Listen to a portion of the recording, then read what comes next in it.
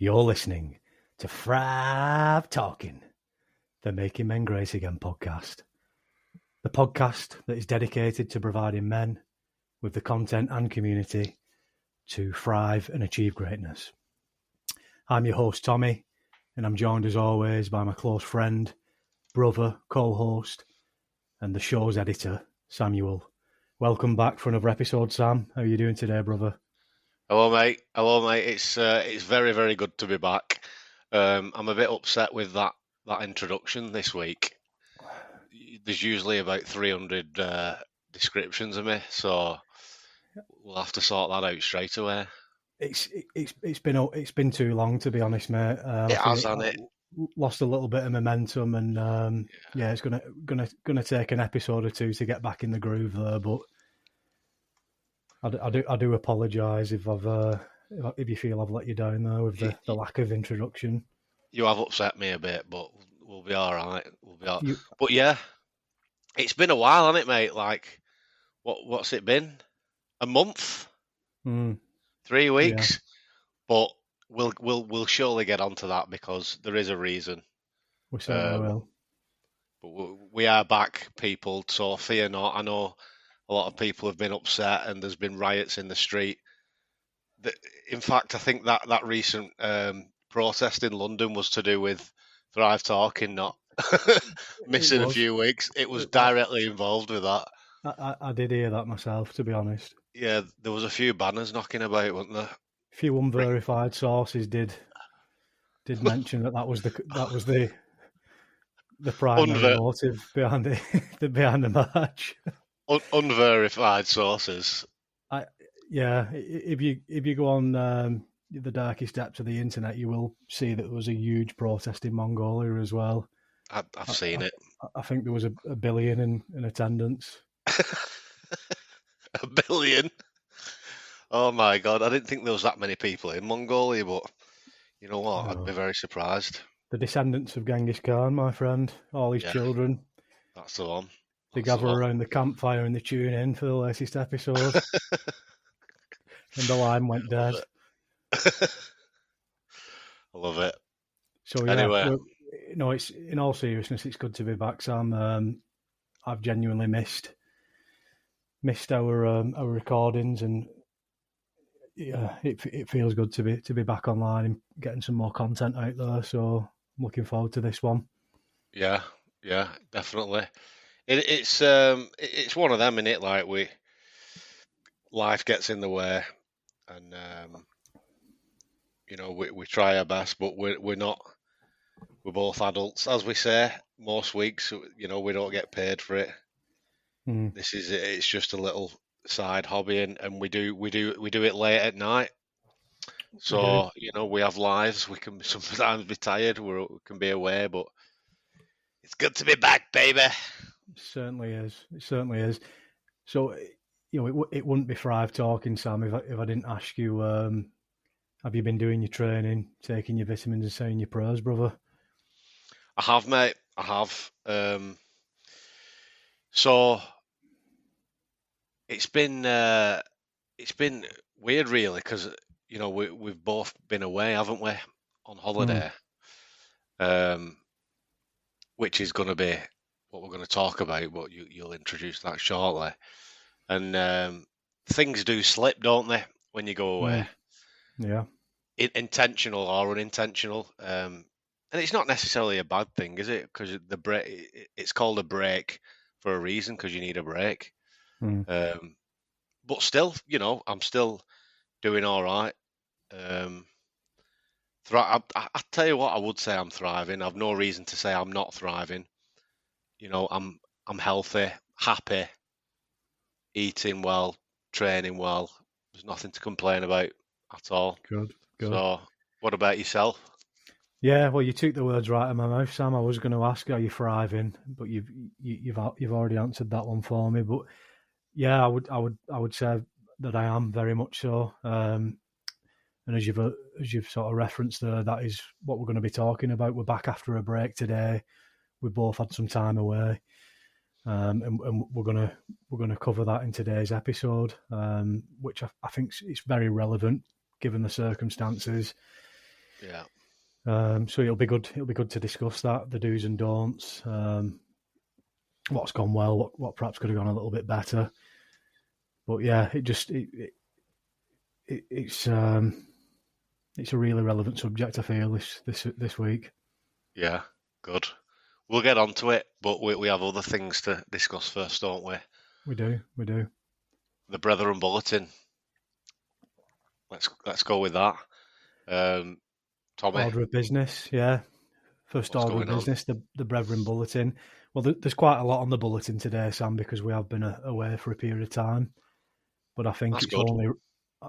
it's only right that we first of all speak about an event that's rocked the world this past week. Yeah.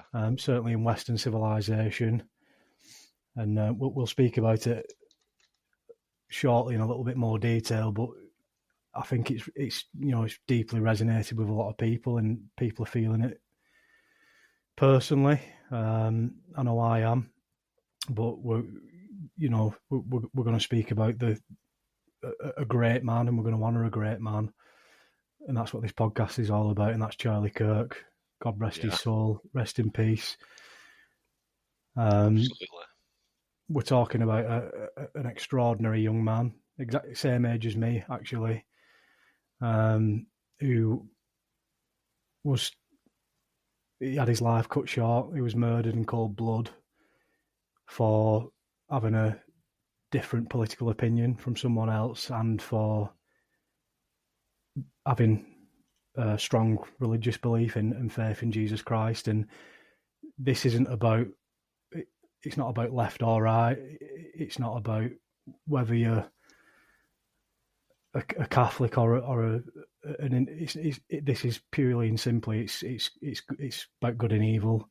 Yeah. And I think anyone who argues otherwise is a bad person. And I just can't get my head around it, Sam. But I'm feeling this one really deeply, and I think a lot of people are, especially our generation. Yeah. I mean, with Charlie Kirk, it's only been the past, I'd say, year where, obviously with social media, you start watching a video and then the algorithm kicks in and you start getting multiple, videos of that same thing. And that's what happened with Charlie Kirk. Specifically, I don't know people who are listening who don't know much about him. I mean, he's seen as a right wing activist, isn't he? Is what we're gonna. That's what a lot of I've seen the headlines: right wing activist Charlie Kirk, blah blah blah blah. But I see it as a man who just speaks the truth and points out the obvious and challenges people on various topics. No, absolutely. There's a lot of emotions. There's a lot of emotions here, and I find it quite difficult to put into words. But in my mind, there's no denying, there's no doubt that Charlie Cook was a real force for good in the world, particularly in obviously the United States. But whether you agreed with him or not, he was always diplomatic, respectful. He'd give people the opportunity to speak their mind. And he was very intent on having dialogue and discussions, and that's the way it should be. I think the desired result of his assassination has not and never will be achieved. In fact, his voice has been amplified. Yeah. And as you said there, Sam, many people probably didn't know who Charlie Cook was this time last week. But his message is louder than ever now, and more people are hearing what he's had to say. More people are being brought to the truth. I personally know a number of people who perhaps they did hear of him, but they never actually heard his message. And they're listening to that now, and it's resonating with them. And I think there's real power behind this. He's died a martyr and an hero. Yeah. And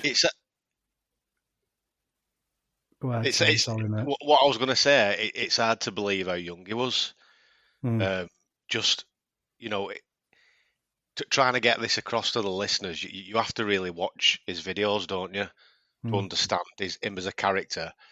Because first thing I said to you, Tommy, I was like, this man can debate literally anyone on the planet and usually get the better of them just by talking pure truth and common sense.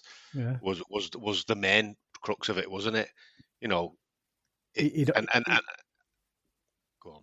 he'd often get people to lose their own argument. Yeah, yeah, literally. By simply asking them questions that they couldn't answer. Yeah, yeah. That was, yeah, that happened quite a lot, didn't it? It very often. Well, of the stuff that I've seen, I've not seen anyone really get the better of him.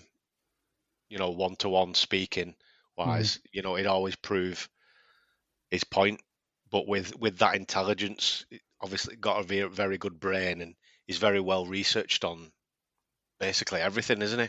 Really, an incredibly intelligent man, and again, when you look at his age and his for his age, accomplishments, yeah. you know, he founded a company, and I think it's something we spoke about in the episode with Oliver Sweeney, that I think I referenced the fact that you don't need to have a privileged background, you don't need to have the best education, and Charlie Cook's a fantastic example of that. He was going into college campuses in America, and he was debating with people who had, you know, quote unquote better educations than him, because he didn't go through college. He didn't have sort of your typical education, but yeah, he was far more intelligent and intellectual than most people. Yeah, just a fantastic man, Sam. And I think, as I say, it's only right that we speak about this today, and we honour him as well, because our podcast, after all, is about making men great again. And I feel that Charlie Cook was actually doing that in America. That was part of his movement, was to help young men, and yeah, I'm really feeling this one, Sam. I really am. Yeah, it's good. What I enjoyed most was, like you just said there, it didn't stop after he was murdered. It's got even more intense, hasn't it? Like the message, you know, you can kill the person, but you can't kill the message. Is something I've been hearing quite a lot recently, especially after this, and it's great. He's likely inspired a generation of other Charlie Kirks who will now have the courage to come forward in the beliefs and the faith, and they'll share that, and they'll fight for it. And I think that's absolutely fantastic. That's it, and it was very much a man of God, wasn't he? But also backed by the intelligence. He was able to speak to anyone. He was able to challenge anyone, and you know, it's not easy to do that. I know I couldn't challenge people and debate people in the way he did. It takes, you know, it takes some brain to do that. So just an incredible man. It's a big loss. He certainly is. He certainly is, and yeah. And whatever you think of the United States, you know, and whatever you think of the President Trump over there, it says a lot that the president himself is a big supporter of Charlie Kirk. Whether you like Trump or not, to get the backing of a president says a lot about a person, doesn't it? Like, the man he's attending his funeral, for God's sake. You know, in what country would a president attend an average civilian's funeral? All because he was just a good man and speaking the truth. I think, and it's also important to just say, you know, whatever your religious beliefs or whatever your political opinion is, if you feel that the right course of action is literally killing someone, then, you know, it just highlights what a sick and dark world this can be at times. You know, that violence is never the answer. You know, it's an absolutely cowardly attack, and like I said, Sam, I struggle to put it into words, to be honest. But yeah, God rest Charlie Kirk's soul. We will Yeah, be honouring him, and I'm sure we'll speak about him again on future episodes because his message was that relevant. yeah. R.I.P. Charlie. And thoughts and prayers to his family and everyone who's obviously close to Charlie and who's feeling this the most. But just thoughts and prayers for the world as a whole, the Western civilization, to recover from this. And yeah, long live Charlie Kirk. Absolutely, mate. Absolutely. Now, for the brethren out there listening in, you might find this a little bit unusual. But as I said, as Sam and I have touched on, it's impacted a lot of people, and I think it'll have deeply impacted our audience. So anyone out there listening, we are going to observe a minute's silence for Charlie. Let's begin.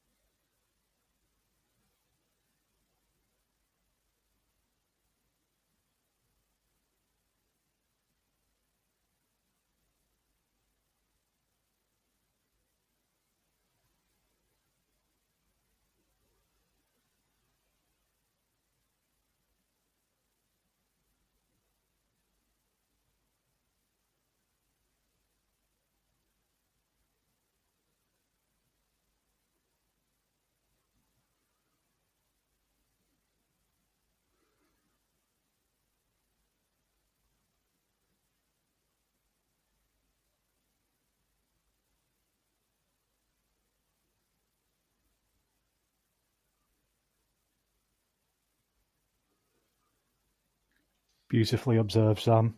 And thank you for Yeah, everyone else who's listening and who's joined in with that silence there. I hope you reflected on the life of a great young man who was taken far too soon. Sam, one last thing on that before we move on. I would just like to say, as a Christian myself and a man of faith, I do take comfort in the fact that Charlie's in a better place now. He's with our Lord and Saviour in heaven, and I know that his family and millions around the world are taking comfort in that as well. yeah. Amen, brother. Thank you. Now, next on the Reverend Bulletin, Sam, that was quite an heavy thing to start with, but very important that we did. Next on the bulletin, again, and we'll not spend as much time on this one, but with the world, and especially in our country, is experiencing another sad loss this week. Ricky the Hitman Hatton. Yes, absolutely. Yeah. And another great man.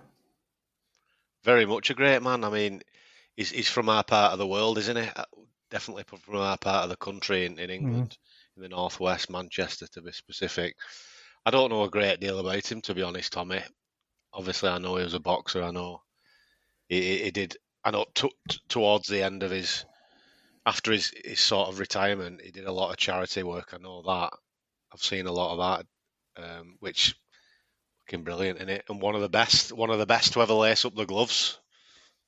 You've hit the nail on the head, Sam. Any man who can achieve the feat of being a world champion in whatever his discipline is, yeah, is a great man. And you mentioned the sort of charity work he did there. I read something earlier on today, actually, that said that Ricky Hatton was a prime example of a man who was happy to offer help and support to others, but was unable to ask for it himself. And he did have his demons; they were well documented, with drug use and alcoholism.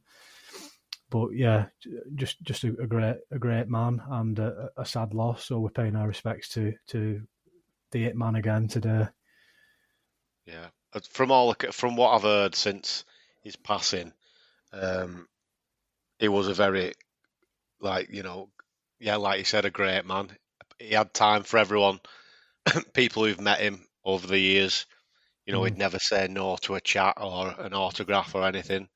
Yeah. And I imagine when you're in the spotlight like that and you're so famous, you can get a bit overwhelming, can't it, with people coming up to you in pictures and asking for. But I've heard nothing but good stuff about him, which shows the measure of the man. It's just a shame that his demons got the better of him, didn't it, in the end? Yeah, especially when he was planning a bit of a comeback as well, and was getting back into training. Yeah, which is of course a real shame. But I think just he came from humble beginnings, and he's a good example of a man who's stayed true to his beginnings. He never got sort of too big for his boots, despite his accolades, and he's very, very humble, down to earth man. And like you, Sam, I didn't actually know a great deal of him, but I was very, very fortunate enough to see him fight once at the City of Manchester Stadium, the Etihad as it's called now. I saw him fight. I think it was a Colombian back in about 2008, 2009. Which was a great experience. The atmosphere was electric. He had a following. You probably remember his Floyd Mayweather fight with it. It was almost like a football away following, like the thousands of fans singing and chanting his name. It was fantastic. Yeah, it's brilliant, isn't it? Just for one man, can build up that much love for a person. Yeah. So it just shows, doesn't it? Shows. R.I.P. to the hitman. Yeah. This has been a very unfortunate trend in our recent episodes, Sam, that we've been having to honour great men who've recently passed away. So let's hope that in future episodes we've not experienced as much loss. Because I know we try to make lighter things, but we can't make this a segment, can we? Like who's died the previous week, because it's just fucking awful, isn't it, mate? But we have to mention them, don't we? Because this is what it's all about. These are great men. We're honouring great men, and listen, there's probably hundreds, tens of thousands of great men dying day in and day out across the world. It's just part of life. Gosh, yeah. So to all those whose names and faces we don't know, to our listeners out there, there might be people in your life who were great men, and we've lost them. So we honour all men who've passed. Yeah, we do. So moving on, Sam. Just a brief sort of touch on why we've been away for a period of time now, and obviously apologies to the brethren and the listeners out there for the lack of episode in recent weeks. Two major reasons for that, really. One being we had some scheduling problems due to conflicting diaries. You mentioned it earlier, Sam. Obviously, we're both working men. We've both got families, commitments. We do our best to accommodate this each week, but we have got life as well, which sometimes gets in the way. But also on that, we've sort of mentioned the fact that we're looking to get guests on the show as often as we possibly can, and we did have a couple of people lined up for the previous episode. Unfortunately, they were unable to sort of get together on the same day as me and Sam. So it was again, it's those conflicting schedules, and one or two people let us down, which, I'm not being critical, but I sort of am in a way, because listen, to you out there, we need every man to be a part of this movement, and if that means coming on the show and talking a little bit about your experience and where you're at as a man, then that will be very much appreciated, and it'll be so valuable to everyone listening in. So I'd encourage everyone, if you're a listener of this show, if you're a man, then get in touch, and we'll have you on and have a conversation with you. That's what this is all about. Yeah, please do. So plans going forward, Sam. I think we've had a good conversation earlier today, haven't we, about how we're going to schedule episodes going forwards and make sure that we don't, because not only is it are we letting sort of people down who look forward to the episode each week, because I received countless messages from various different people saying where's the next episode sort of thing. Yeah, but that's good.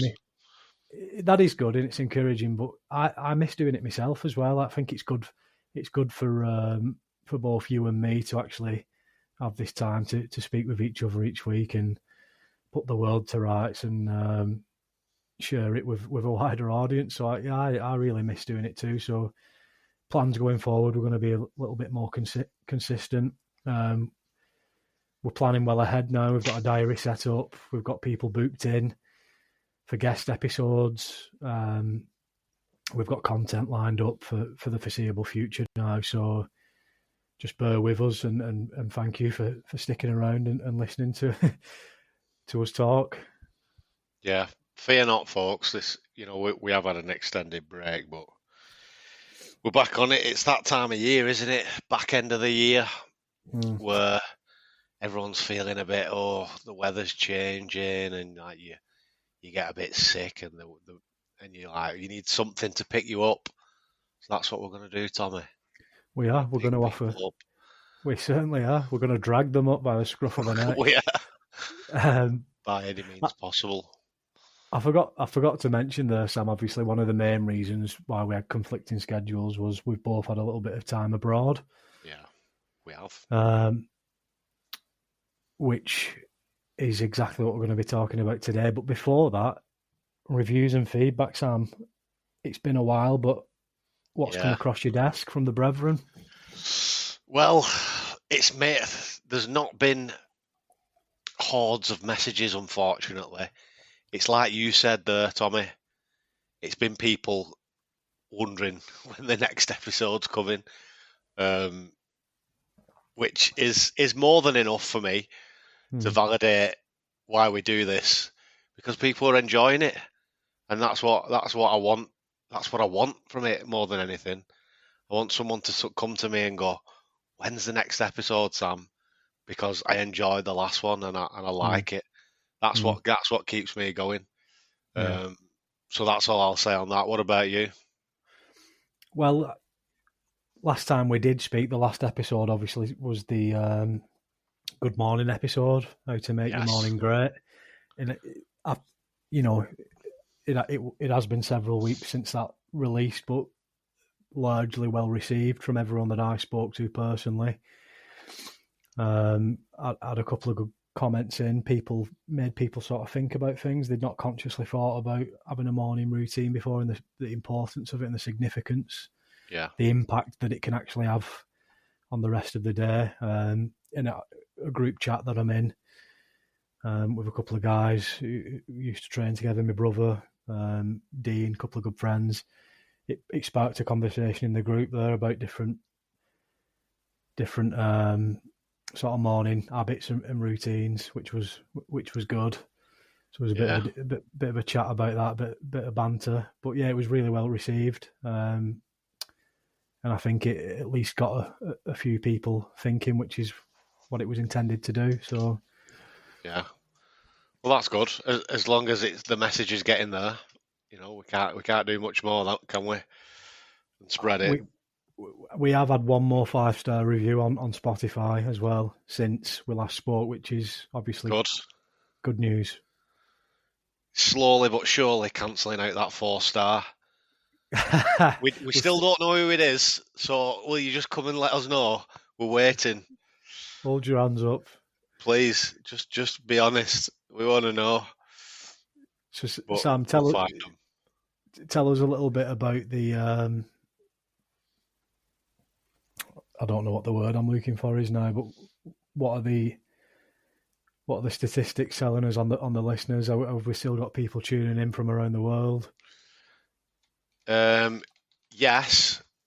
Let's give them a shout out.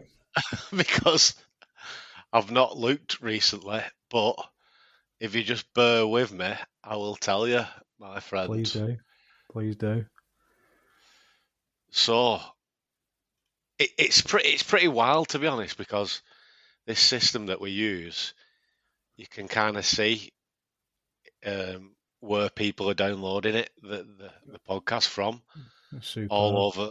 Yeah, and there's a lot um, in Wigan where we are both from, which Yeah. is to be expected, which is brilliant. But the Friends and family second, getting behind the movement there, yeah, obviously. which is ideal. But do you know what the second most popular place where it's downloaded? It's got to be Australia. No, What about it's Mongolia? well, Mongolia is there, um, but Australia, mate, Australia. It's like I don't know what's going on. To our Australian fans, this one's a big shout out to you. Hmm. We hope we God hope bless you you enjoy. all. Yeah, we never thought you start these things, these podcasts, and anything you start really, and you put it out there. You never expect it to reach the other side of the world. So honestly, we are grateful. Whoever you are, please just give us a shout out. Just give us a message on the Instagram or email, Yeah. whatever, because I'd love to know who you are. We could even get you on. I think that might be tricky with time schedules, We can but make it work, Sam, I'm we'll, sure. we'll figure it out. Maybe on a weekend or something. Yeah. But yeah, that's brilliant. Australia. We've got a couple in the United States of America. I'm not sure. I don't know where Ashburn. I don't know where that is. And then we've got Thailand, Yeah. Scotland, New Zealand. Um, all over the place. It's really good. I'm not going to list every single city because that's just like Yeah. Ireland, Spain. It's brilliant. But there you go. It's it's really encouraging, Sam. We're slowly but surely reaching the masses. Yeah, and I love it, mate. It spurs me on knowing that it's not just my mum and dad who's listening, and Yeah. my friends. It's people who are actually interested in what we've got to say. No, that's brilliant. And with friends and family, even those, I don't think they'd come back week after week and listen to each episode unless they actually bought That's true. That's true. into the movement and actually found some value in what we were talking about. So yeah, as always, big thank you to everyone who's part of the movement so far. And as we say every week, help us grow it. Share it with your friends, share it with your family, share it with the men in your lives. Yeah. Let us be a force for good. And one episode at a time, we will make men great again. Hey, folks, just want to take a minute to tell you about our sponsor, which is Honor Bound Clothing. That's HAONOUR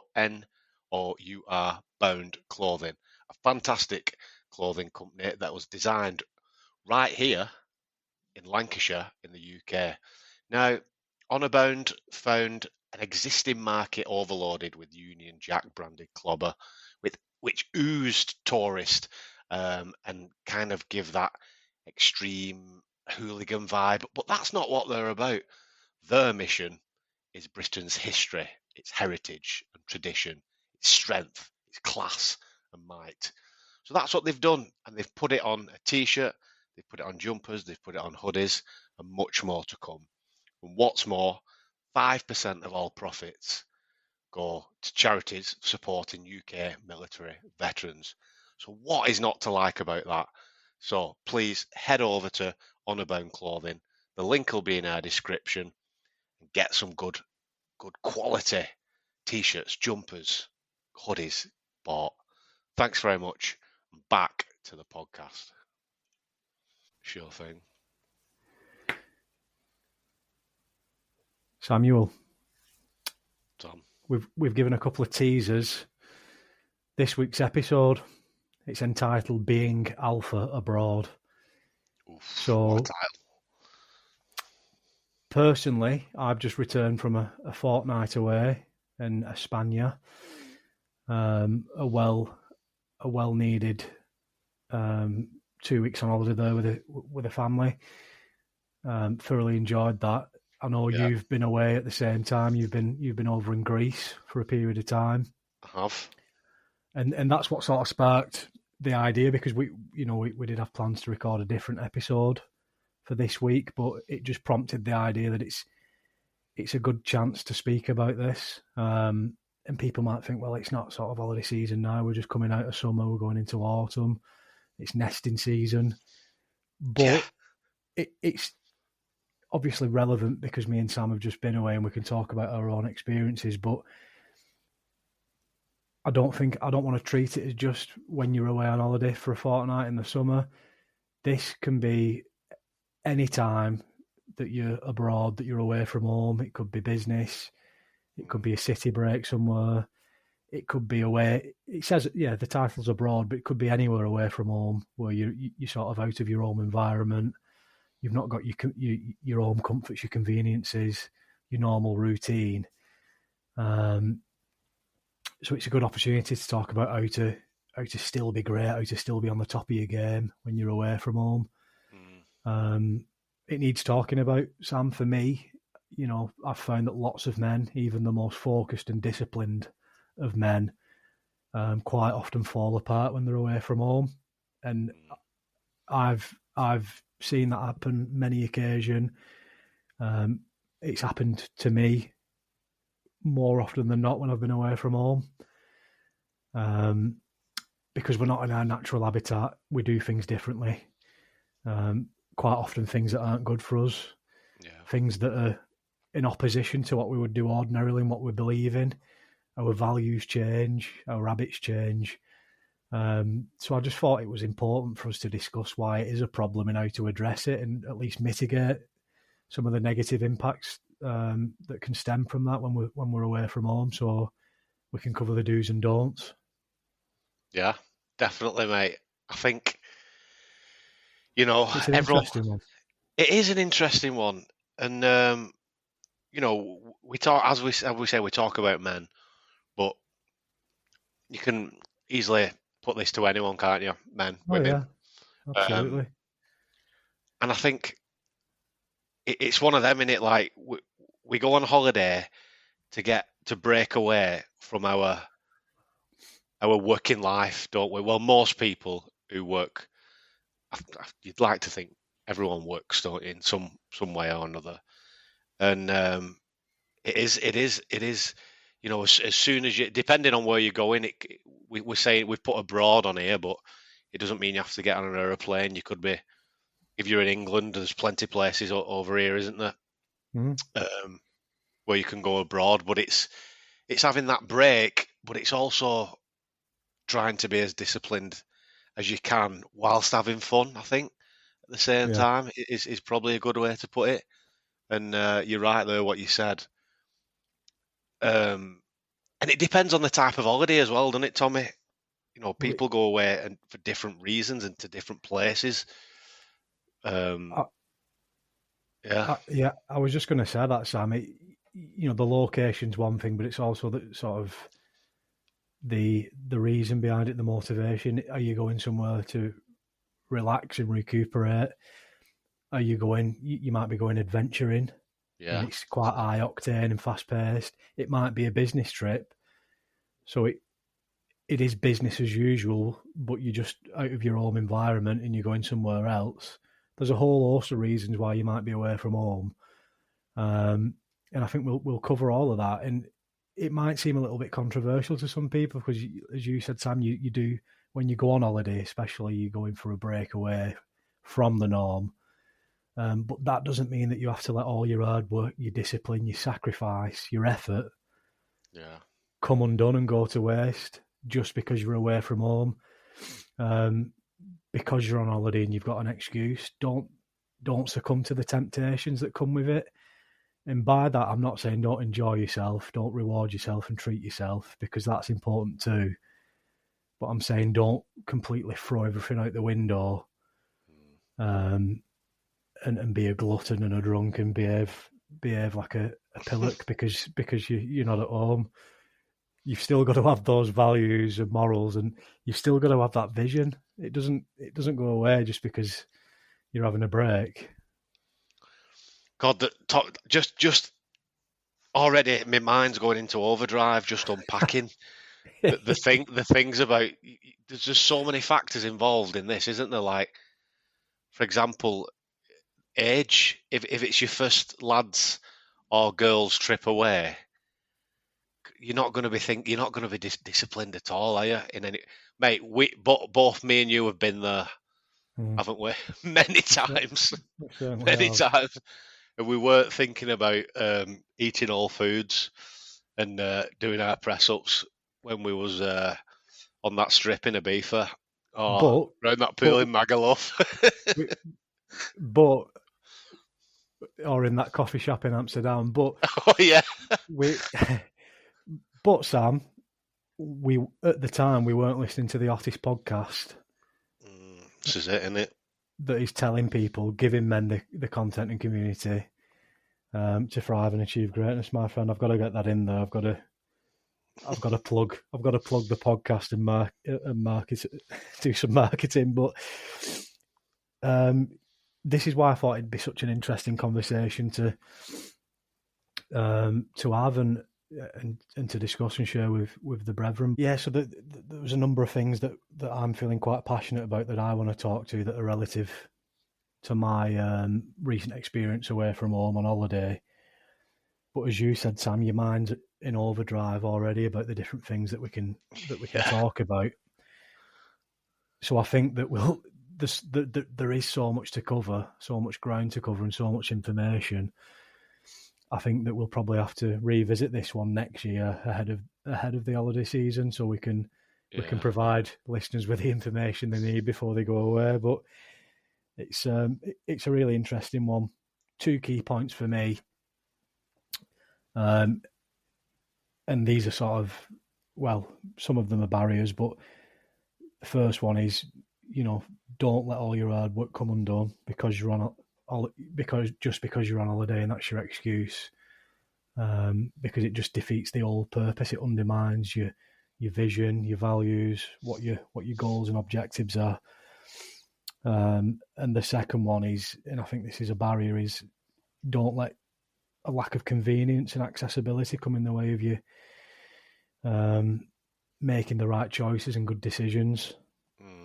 And with that, I mean your routines, your morning routine, your dietary choices, what food and beverage you're consuming, your quality of sleep, your exercise. When we talk about temptations on holiday, it goes hand in hand, doesn't it? We're gluttonous with food and drink, particularly if you're in an hotel or accommodation where that's provided, and that we're spoilt for choice, literally.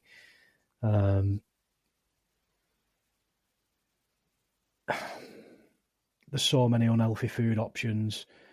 We probably allow exceptions, or we're a little bit more excessive than we normally would be. We cock up our nighttime sleeping habits and routines.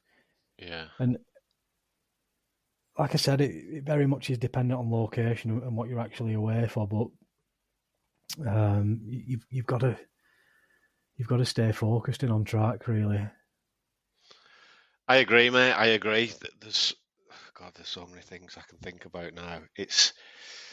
I think it comes down to specifically when you go abroad, and we'll go with the old all-inclusive holiday. I think that's a great example in it. And it is diet and your drink choices what do completely go out the window for most people, isn't it? Well, that's the problem.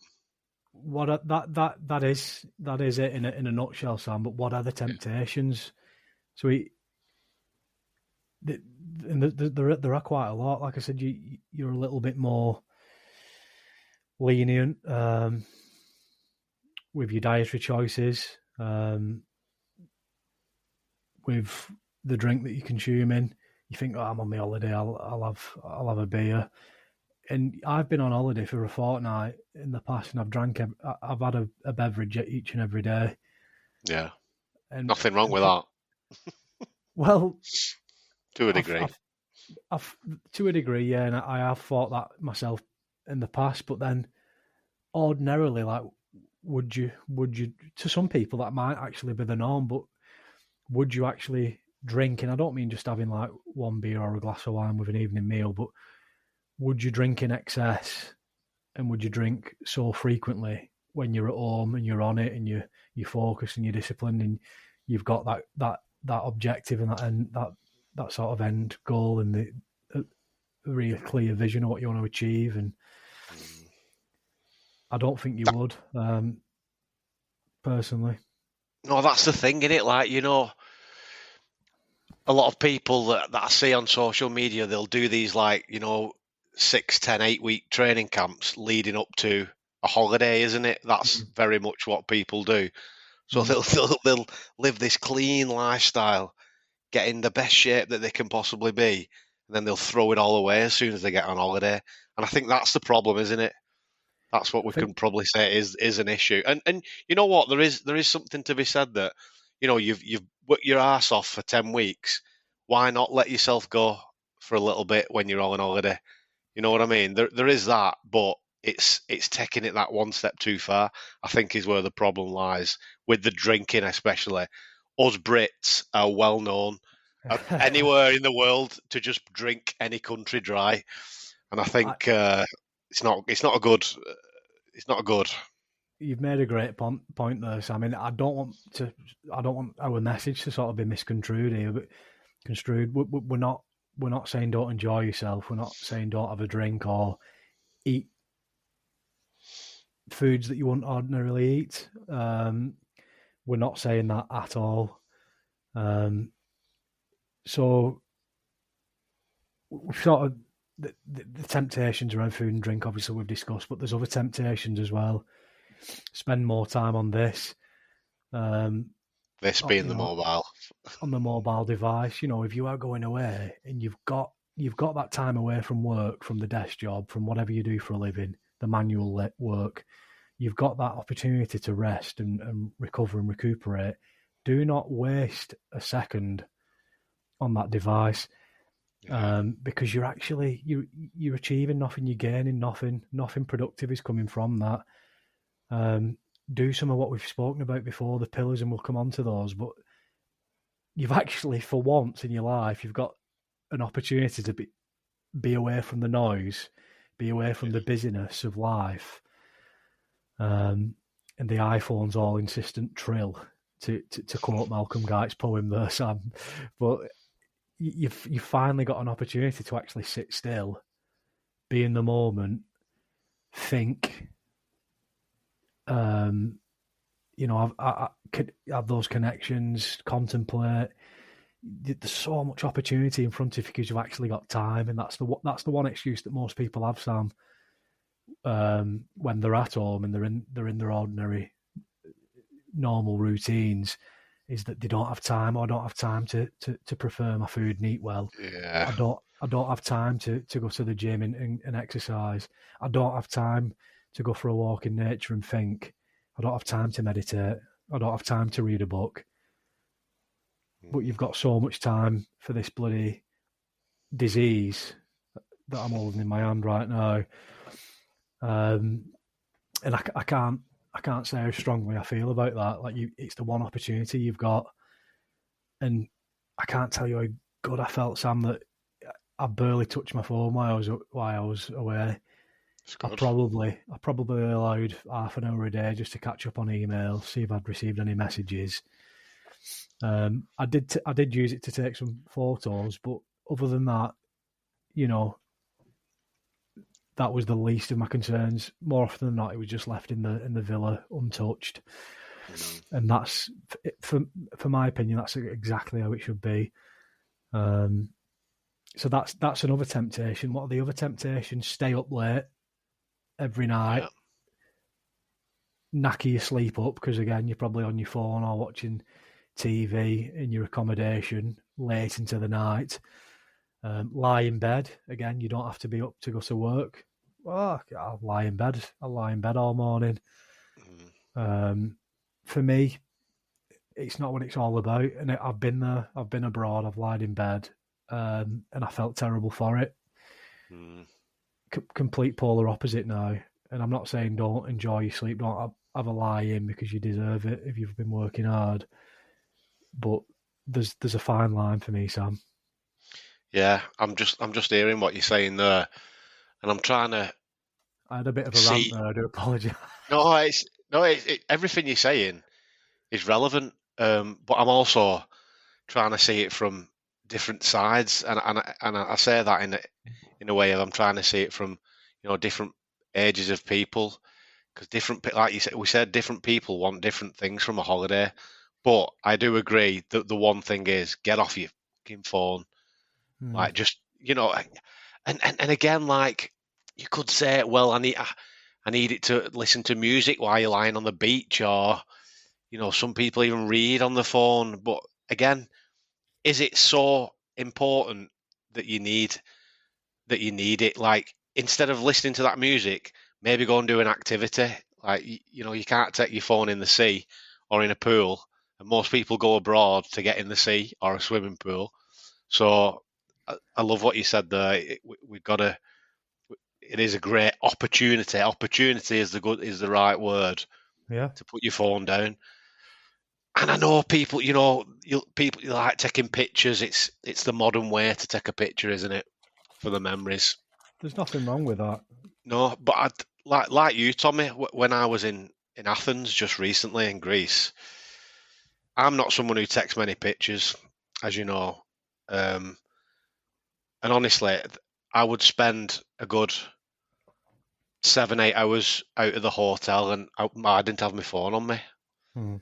And do you know, I will be honest. At times, I'm like, oh shit, I need to go and look at my phone.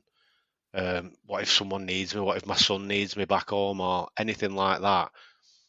And I was thinking to myself, it's good to have it as a map as well because we use them for maps. Obviously, Mm. when you're abroad, it's not ideal getting lost. But the beauty of it was the beauty of not having my phone and not having the map was getting lost. Yeah, Like beautiful. I enjoyed that The part of sen- it. the sense of freedom you must have felt in Yeah, the adventure. yeah, It's bizarre that you do feel a sense of freedom, and it is for, from I, something that's not I love that. even and that's not you're not like chained to your phone. It's not a prison sentence. It's something that we choose to have and look at, isn't it? It's Which is ridiculous at the fact that we can't put them down. it's about being if you can be disciplined though, Sam. I took every time we went out in the car, we went on a trip somewhere. I took my phone with me in case I needed it as a map, in case I needed to be contactable. Mm, But I was disciplined enough to leave it untouched unless I really needed it. And 99 times out of 100, I didn't need it.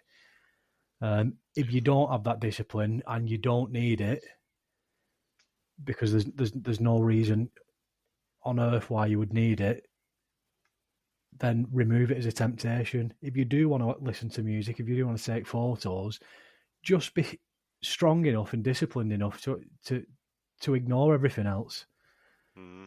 and be in the moment and enjoy yourself. Um, Just on yeah, that, Tommy, this goes back to what do you know? One of my whinges a few weeks ago with yeah, people constantly taking pictures of, um, you know, hour by hour on their Instagram story or Facebook story about what they're doing, like where they're walking, and gosh, it annoyed me then, and it still annoys me now. mm, Um, I just think, can you not just enjoy yourself without the need to take a picture of everything and post it on social media? mm. We've just said it there, like leave your phone at home, but people they just can't, can they? They just can't. They need that validation from social media, that external validation. Sadly, It's sad. but It is sad, isn't it? if you are listening in and that we're describing you there, then believe me, just try it. Like, put it down, come Yeah, off social media. The freedom you will feel, I guarantee you will feel better for it. But I just wanted to go back to something you mentioned there, Sam, about like it depends on what people are going away for, and it does depend on where people are in their life and what the priorities are. And people go away for different reasons, but at the end of the day, and we've been there. We've been there. We've touched on that. But this podcast is about how to thrive, how to be great as a man, how to fulfill your potential. So we're just highlighting that really. I think you can do a lot of damage in a weekend. You can do a lot of damage in a week. You can certainly do a lot of damage in a fortnight. And it's sort of the behaviours that come with some of that as well. I would argue that people might behave differently when they're away from home because of the different habits and things that they're doing, and Absolutely. it just undermines the whole thing. And if you're not being true to yourself, then I think it needs talking about, and that's why we're having this conversation today. Do you know what, Tommy? When you said there about people's behaviours completely changing when they go away, it always reminds me of when I recently went to Benidorm. I'm sure a lot of people know Benidorm, the infamous Benidorm on the south of Spain. When people go to Benidorm, it's only usually for one reason and one reason only. It's to get absolutely blind drunk and pretty much make a complete mess of yourself. And every time I've been, and I only go because it's usually a stag do or something like that, and people do really change when they're in that that specific place. Yeah. You've probably got someone who's a CEO of a business earning millions, and you'll see them like naked in the middle of the street in the middle of the day, covered in sick, and it's and it's things like that that you think, what are you doing with yourself? There's no way that that's a nice experience. It's not You've big and it's you've not clever, is it? and you've paid to be there to get yourself in that state. Instead of doing that, why don't you go and enjoy yourself? Have a nice swim in the sea, go and do an activity or something. You know what I mean? And it makes me think about that and how people just completely lose their minds when they're abroad. And even if you go with that intention, I'm not having anyone telling me that they actually feel good doing that. They might have a temporary high, but I guarantee that the morning after, the day after, or the weeks after their holiday, they feel like complete and utter crap, and they're probably ashamed. They probably reflect. Well, anyone who's got any sort of decency about them and any real morals and values probably feels, they reflect on it and they probably feel ashamed. Yeah. I know I certainly have. I've done things that I'm not proud of. Particularly, being away from home, being with the lads, stuff like that. And looking back, I feel quite fortunate that I've matured at the age that I'm at now, and that I just accounted for a very small portion of time in my life, and I've come through the other side, and but you see people, Sam, same age as us, people.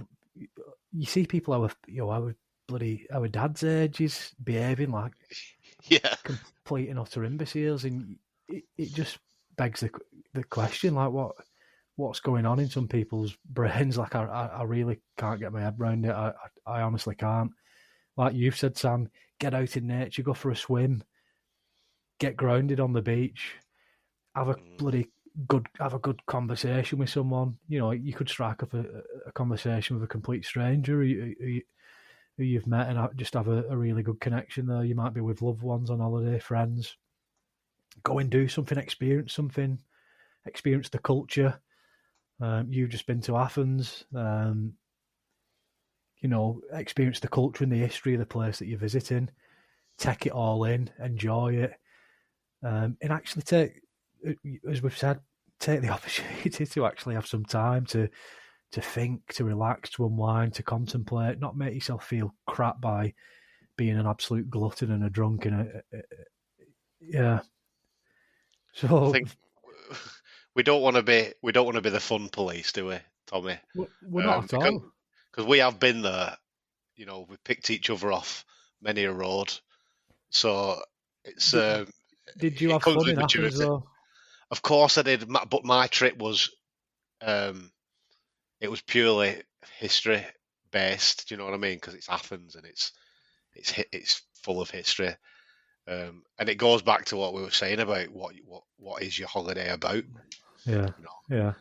And I don't know. I don't want to be the person who's like, don't go drinking and don't have fun abroad and stuff like that. No, no, But no, because not at we've all. been there and we've done it, and we know as a young lad, when you leave school and your stuff, you're like, yeah, beefer, in between us and all this stuff, and it's great. And But just have a bit of self control, I think. Sam, we'll likely do it again. If we were to get married and the stag do's, or Oh we yeah, just decide to have a trip ourselves, there's nothing wrong with going enjoying a drink. Um, there is absolutely nothing wrong with that. What I would just say to people listening in is just have a little bit of self control and a little bit of discipline, and know when it's time to call it a day, so you're not getting yourself into a state where you can't control yourself, or you're changing the way that you behave. yeah, That's what I would say. I'm not saying don't go and have fun, don't go and party, don't enjoy a drink. I'd just say be sensible. I've certainly learnt that with experience and age. yeah.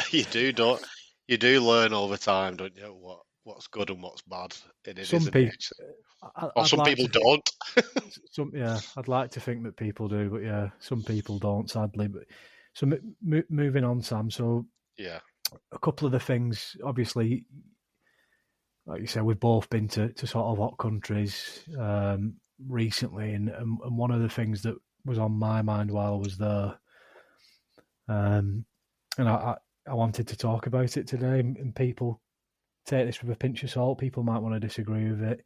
For me, we're looking at do's and don'ts, barriers to thrive and achieving greatness, being at the top of your game. Sun cream for me, avoid it like the plague. I think that it's evil stuff, full of harmful controversial that chemicals. time.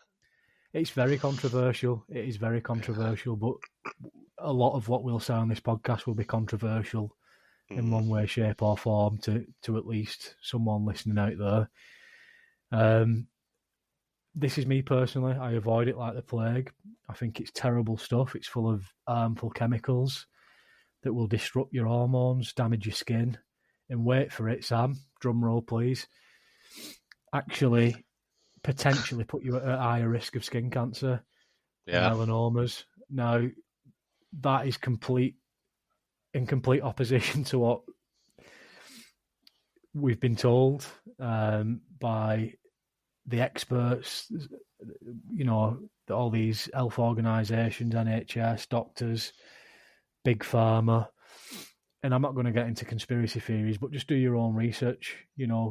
There is studies that show that skin cancer rates are higher in countries that experience less UV sunlight.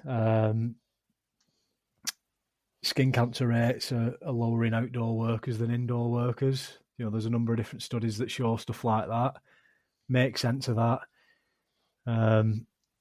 Yeah. Shock horror. What we are told isn't always true, and take what I'm saying with a pinch of salt. But do your own research is all I'd encourage everyone to do. Do Yeah. your own research, come to your own conclusions. That is a big one, that Tommy. A lot of people will be like, sun cream. And Although I know exactly what you're going with here, because all you have to do is look at the ingredients on the back of the bottle, and that'll well, tell you all you need to know. on that, Sam, you've nicely led me on to my next point, which for me, there's two major things that you can do, and this is such a controversial and broad subject that we probably need to do a deep dive in a future episode on it. But a good rule of thumb for me is don't put anything on your skin or your hair that you wouldn't eat or drink. Your skin is it's a major organ. It absorbs what you put on it. Yeah. So all of those terrible chemicals on the back of that ingredients label, Sam, like you've just said, your body's going to absorb that and process it. And, the vast majority of it is really going to be damaging to your health. So that people will be saying, what the hell is he talking about? You can't be out in the sun and you'll get burnt to a crisp, and that's not good for you. And it's absolutely not. I want to be clear there. I'm not saying just waltz around in 35-degree heat in the middle of the day and not protect yourself, because that would be absolutely stupid as well. So, common sense does apply, if there is any common sense left in the world. There's not much. For me personally, Sam, be sensible, apply common sense. So what I do, and I've used sun cream on most of my holidays, but I'm learning things. I'm trying different things. Avoid direct sunlight at dangerous times. Typically midday sun, probably between 11 and 3 o'clock. That's when the rays are dangerous. Avoid sunlight if possible at that time. Seek shade. Wear clothing that covers your skin, and a wide brimmed hat. Now, if you like me and yourself, Sam, you'll have to be careful, as the oud snout could peek out under the wide brim of the hat. So, in exceptional cases, just pop a little bit of sun cream on the old nose there, if you can't avoid it. But if you're swimming or undertaking activities in which you can't be completely shaded or covered, then what I would just say is limit your exposure, get back under the umbrella, get back into the shade. And so, I've literally not put any sun cream on while I've been away, and I've been walking around at peak times, but I've wore a wide brim hat, I've worn a shirt, I've kept covered up. That's one thing that I would say. Just use common sense. If you absolutely cannot avoid it, and you're in desperation, you've got to protect yourself, then you might have to succumb to it. As I said, Sam, we'll have to pop a little bit on the nose there, even with the hat on. But the second point is build up your tan naturally. So your skin is more resistant to the sun. It's less likely to burn. But one point still applies, regardless whether you're a true English rose and you've got really pale skin, or if you're jet black. What I do is, I know you're the same, Sam. Like, if I'm at home, even if it's not the warmest, if there's an opportunity to get in the sun, I'll do my garden work outside with my top off. Throughout the year, and just try and get some exposure to the sun there, and naturally build up a little bit of a base layer. A few other things that I think you can do on that to look after your skin is obviously diet, and that does make a difference. A number of people that were fans of Sam and that we've listened to for years now, that we've heard it from them previously. If you eat terrible ultra-processed foods laced with seed oils and chemicals, you are more likely to burn. Yeah. It literally changes your cell structure, your mitochondria. So if you eat well and you eat healthy, we can't stress how important diet is on every part of your existence. Incredibly. What goes down your stomach is going to change or worsen your life. So just beware of that. And this applies to suntan as well, like you're saying. But go on, sorry. Carry on, Tommy.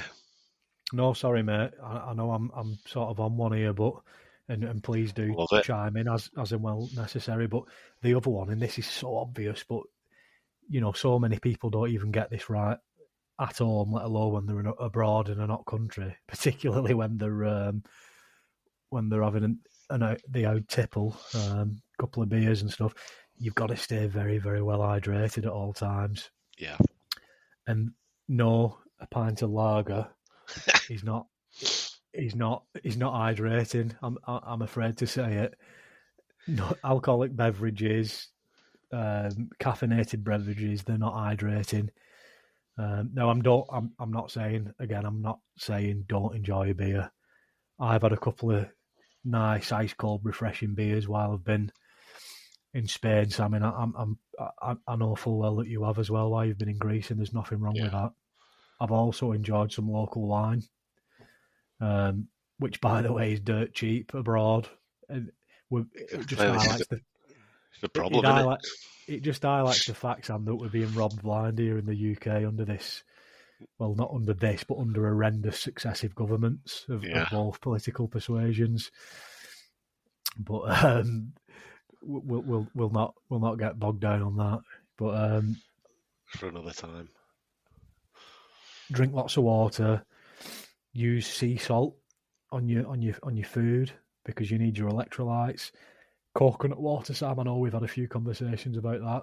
Yeah, we have. Something I've recently not discovered because it's always been there, but started to enjoy and understanding the health benefits of it more Tell me so. about it.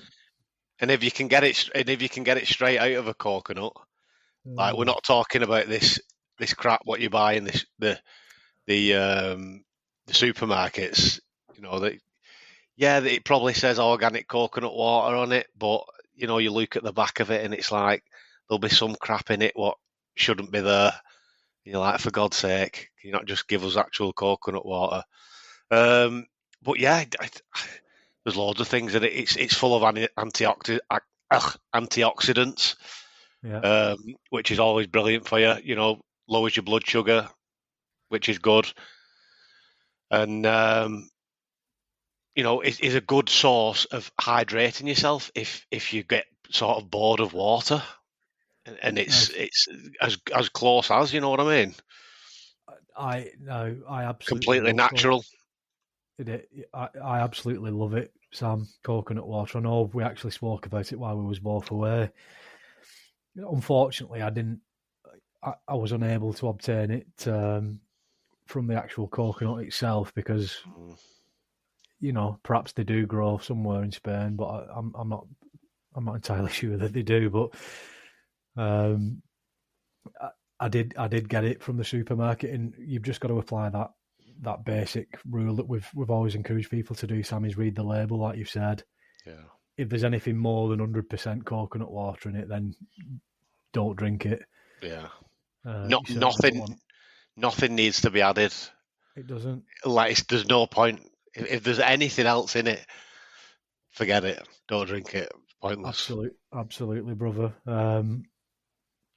So another thing, milk is hydrating as well. Obviously, raw, preferably.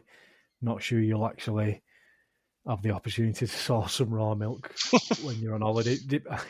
It depends where you are, I suppose. But It does depend where you are. funnily enough, Sam, on that, I'm not on social media, you know that, but I was reliably informed that while I was in Spain, our good friend Dr. Paul Saladino was in Mallorca, and Was he it? travelled, yeah, and I didn't know that. he travelled 3 hours to source some raw milk from like a Spanish farm. What a guy. So close, Well, but yet so far. oh mate, I didn't know that. That's so. I'll look into that because I didn't know he was there. That's brilliant. Somewhere Yeah. I was a few months ago. Now, continuing on this sort of theme of hydration, it is so important, and like people can apply this wherever they are in the world. Doesn't matter if you're in a hot country or if you're at home, because I said so many people are getting this wrong and they're not drinking enough and they're not hydrated. But kefir, Sam, now that's one of the things that I love most about being away, particularly in Europe. Every time I go away, you're guaranteed to find some good quality kefir in a European supermarket. Mm, And I know it's becoming more and more popular here now, but it's so expensive, and you get these little crappy bottles, and there's usually flavourings and stuff added in. yeah, You go away, you go to the supermarket, and you're pretty much guaranteed to find a good quality kefir, big bottle of it at a relatively good price as well. Um, Moving on, fruit, another excellent source, obviously. Melon, for example, watermelon. Sam, I know you're big on that. oh, it was just on my mind what I was going to say next about fruit. Full of natural electrolytes. That's better than any garbage energy drink you could ever poison yourself with. Yeah. So yeah, take it away, Sam. Fruit. No, yeah, I was thinking to myself, you know, isn't it amazing how when you go to a nice a hot foreign country, that fruit just tastes 10 times better, doesn't it? So It's good. it's it's it's So it, good. it, it just looks better in the shop, isn't it? When you walk in and you're like this array of fruit, and it's so weird because you'll go into Tesco or Sainsbury's and you'll look at the fruit aisle and you'll think, oh, it's just not a piece. It's not lighting me up. But yet you go I, into a corner shop in Spain and it's like a sweet shop for a kid. It's I, unbelievable. I wonder, it's a good point that, Sam. I wonder if you actually did a side by side comparison, like you physically had them in the same room, if there'd be any difference, or if it's just perception. I But don't know. but when you are abroad, everything's like the colours are vibrant, everything's brighter, bigger, everything looks like juicy. It's It, true, isn't it? it's the spot. The, the, but the fruit thing, mate. Like I am big. Like I said, I'm massive on watermelon. I know it's 80-90% water, Mm. but the hydration aspect of it is perfect. You're getting you're getting that big hit of vitamin C, which is what we need, and you hydrating yourself. And if you like the taste of watermelon, brilliant, Mm-mm. which I do. Oh I love it, and the first thing I did when I got to Greece was bought 2 watermelons.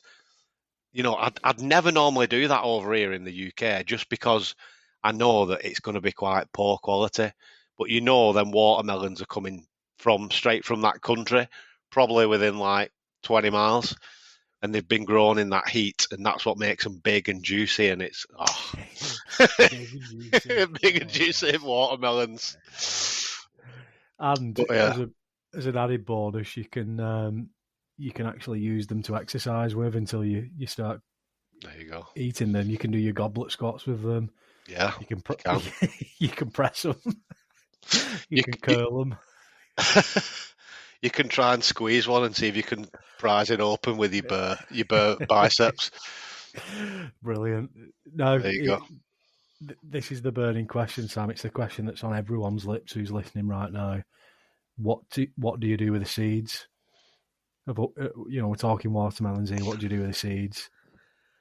Well, I They've eat them. ruined they've ruined many a good man. Why? Why? Where are you going with this? Because I Do, just eat them. do you eat them? Yeah. Don't let Paul hear you saying that. I mean, I'm not keen, but it was because there's seedless and there's non-seedless, isn't there? Sorry, seedless and with seeds. Well, Said the same word. I would be Um, concerned if something was seedless because that to me indicates that there's been a bit of human intervention and it's genetically modified fruit. But I must admit, like I don't enjoy eating seeds for a whole host of no, reasons. But like I was just curious, like do you get rid of them? Do you just chew them down? Do you spit them out? Like because there's so many. That's the problem with watermelon for me. There's so many seeds. I know. It does depend, mate. It's like when I was in Greece, I was just chopping it up, and I was sometimes I'd pick the seeds out, sometimes I'd just eat it. It depended how quickly I wanted to get it down me. Um, but you're right, the seeds are unbelievable, and it's not like they're all in one place. You know what I mean? So you can't just be scooping a load of seeds out. They're just throughout the fruit, aren't Well, they? that's the So problem. Whereas that is the problem. with like an honeydew or a cantaloupe melon, Yeah, you scoop it out, don't you? they're all contained in the middle. Yeah, but I'll tell you the best way I've ever ate a watermelon was it was cut straight down the middle, so it was like a huge ball, and I just ate it with a spoon. Yeah, that's class. I And love it was that. actually, I'd highly recommend that. Just while we're on watermelons, because this is obviously the watermelon segment now. Yeah. Um, one great little thing I saw online. It's mainly in a lot of the Asian countries, India to be specific. They'll Mm. just sort of cut a hole in the top of the watermelon. They'll shove like a hand blender inside it, so they Oh mush it yeah, all up inside, and then watermelon just drink juice. and then just drink it. I Yeah, thought, oh, so that's an idea. That's a that's it. fantastic. It's a good way to get it in it as well, quite quick. That sounds great. To be honest, Yeah. that sounds Anyway, awesome. moving on Um, from watermelons. so while we're still sort of on skin, and I mentioned sun cream, Sam. One thing I would say, again, do your own research on things, trial and error, use a bit of common sense, but you can make your own sun cream that's 100% natural, healthy options available, use good ingredients. We've mentioned Dr. Paul Saladino a couple of times during this episode. He's got his own video on that. Other good people in this health and wellbeing space have videos on that. And coconut oil as well actually has its own. Coconut oil actually has a natural SPF of about around 5. No, that's pretty low, but it's better than nothing depending on what time you're out in the sun. But still, I would say that these should only be used in exceptional circumstances and still stick to the common sense and seeking shade and avoiding sun at dangerous times and just build up a nice natural tan. But on coconut oil, just a quick story on that. I was in the Dominican Republic a couple of years ago, and I remember this. We was out on a trip somewhere, in this local give me a bit of coconut oil and rubbed it on my skin. And I remember Victoria pointing out that it's oil, and that if I get in the blistering heat with that on my skin, I'll probably burn to a crisp. You typically think of putting oil on something, it's going to cook. Oh yeah. And I remember panicking, trying to wipe it off, thinking, you're right, I'm going to be burnt to a bloody crisp with coconut oil on. But not actually knowing at the time that it's the locals put it on as a sun cream. Wow. It's hydrating and it provides that barrier and that natural SPF as well, which is quite interesting. Now, love that. Moving on, Sam. Just a couple of the others do's and don'ts, and I'm going to be controversial again here. I'm going to be really controversial. Sunglasses.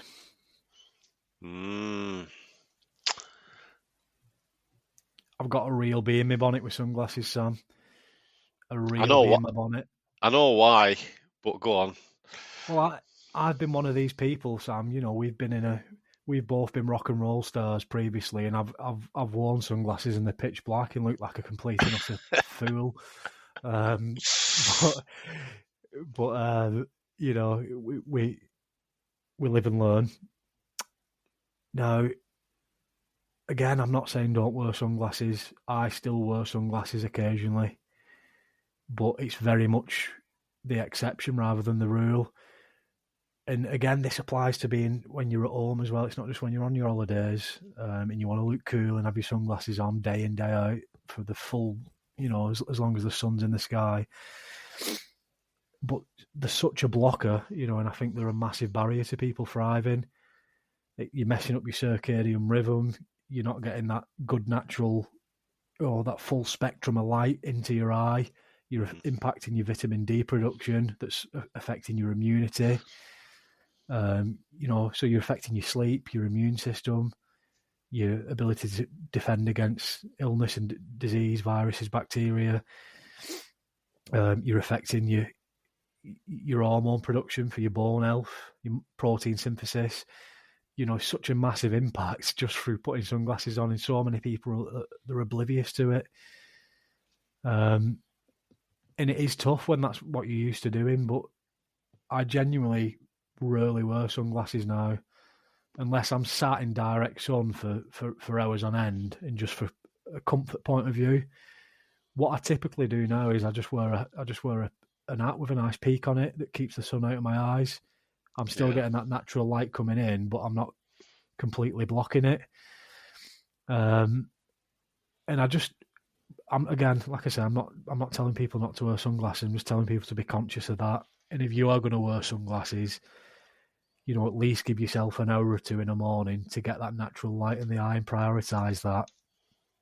And again, when the sun's sort of reached its highest point and it's on its way down, because there's different light there again that's important to get into your eye, and it's all about your circadian rhythm, your sleep, the hormones that it helps produce in your body. That's really important. So I just want to raise that, Sam, and I'm really keen to get your thoughts on that one. It's an interesting one because I can imagine people are thinking, "Oh God, something else." But you make a good point. You absorb the sun and the vitamin D through your eyes.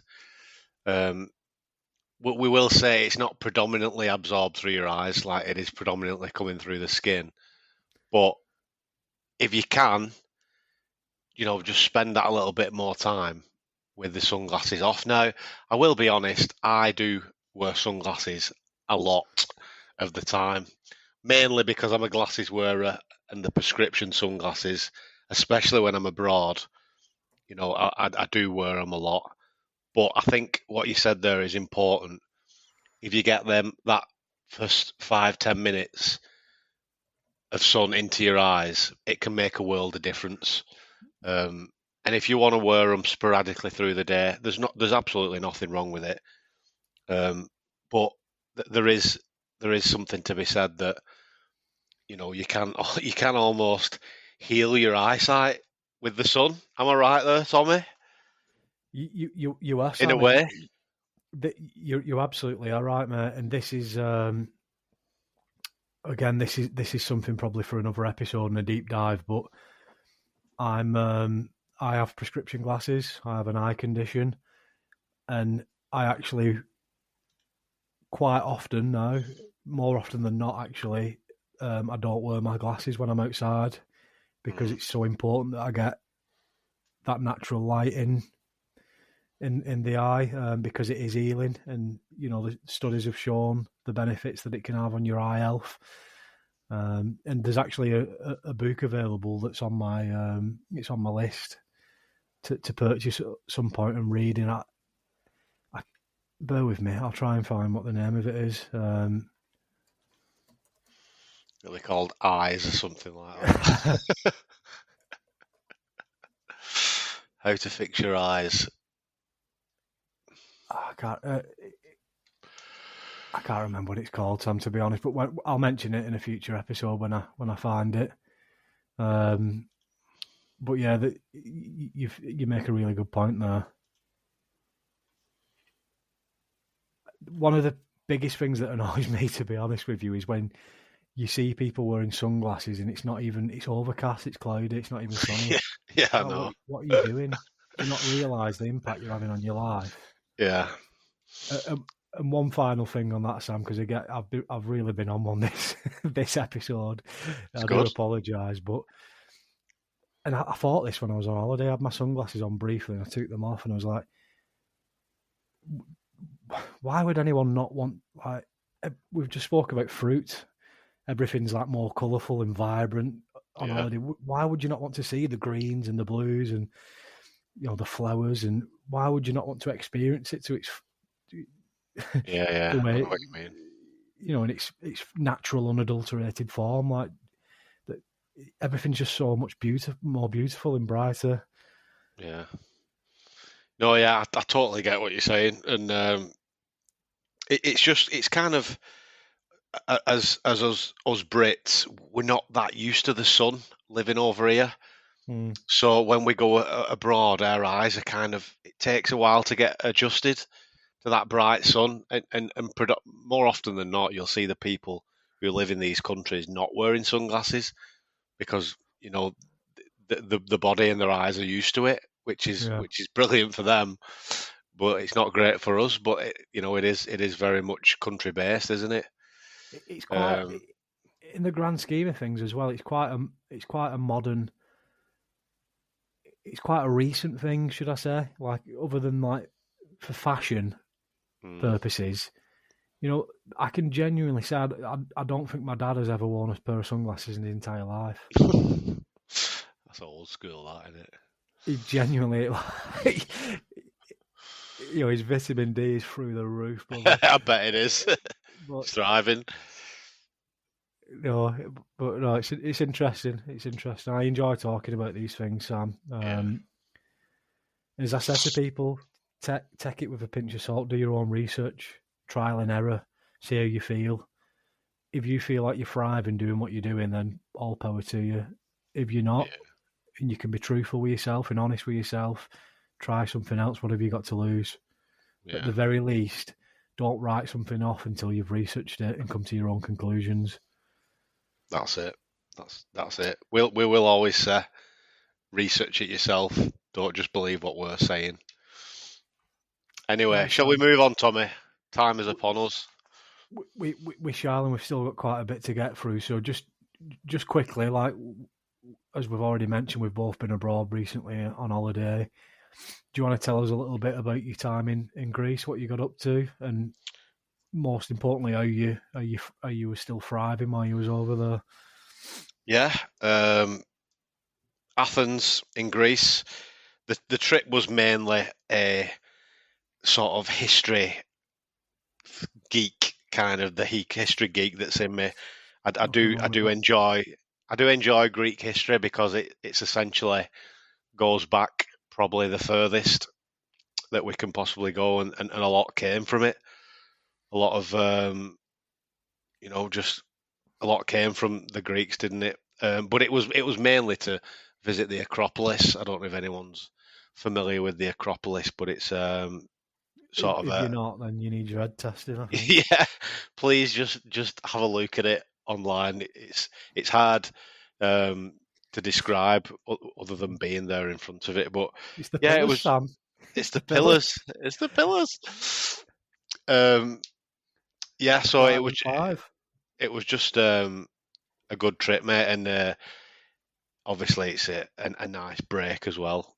Um, very hot weather, too hot, I think, for an Englishman like What myself. temperatures were we looking at? We're pushing 40 degrees, mate. It was Really? it was it was unbearable at times. Um, but I hope again, you was like I said, hydrated. I was so hydrated with watermelon. It was unbelievable. Um, Plenty sun cream on beak. no sun cream. Not I'm at like bake. none anywhere. Nowhere, mate. Um, but yeah, good time, mate. And you know what? Me being me, like I've spoke about on the podcast previously when I was in Mallorca and we did the episode. I think it was on Connect or Mm, Challenge. I'm not sure. Um, I do very often when I go away. The way I am, my exercise will continue wherever mm, I am. mm. And you know what it's like when you exercise, you eat well, and they go hand in hand. So of course I had a beer. Flipping heck, I'm abroad. You know what I mean? I sampled all the Greek beers, but still had a good time. Saw some good history and got a nice tan. Nice, mate. So yeah. Any particular favourite beers? Oh, I can't remember the name. Um, the typical Greek beer, what we have over here is called Mythos or Mythos. Mythos, that's correct. Mythos, Yeah, yeah. But there was so many others, and honestly, I can't remember the names. I'm sorry. yeah. They were in Greek on the side of the bottle, so I had no idea what it said Alpha. anyway. No, that doesn't ring. No, it wasn't like a name like that. It was just completely in Greek, and I didn't know what it said.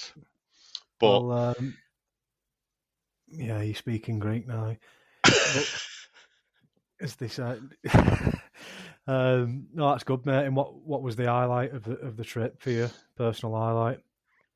it would have been the Acropolis, to be honest. That was the main reason I went there.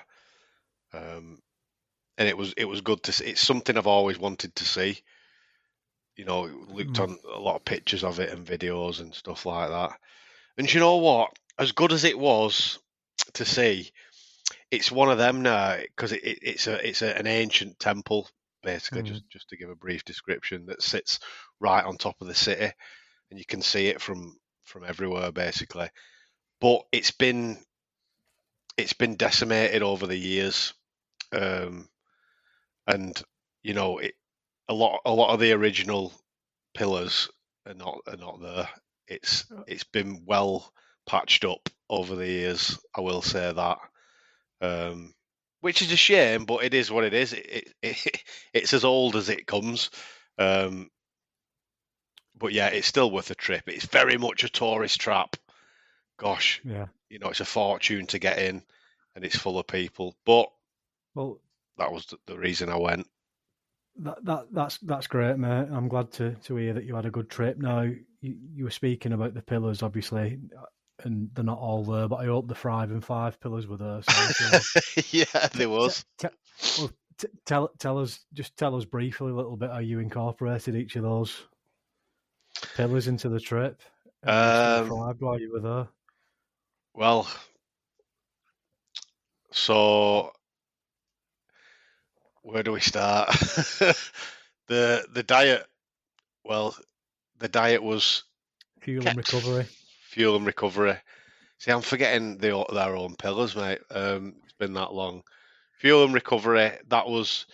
I didn't. I don't really eat bad at all when I'm abroad, because I don't often. My trips aren't for gluttonous purposes. Let's just say. Hmm. I did a bit of training. There was a gym there that I found that I've spent a bit of time in.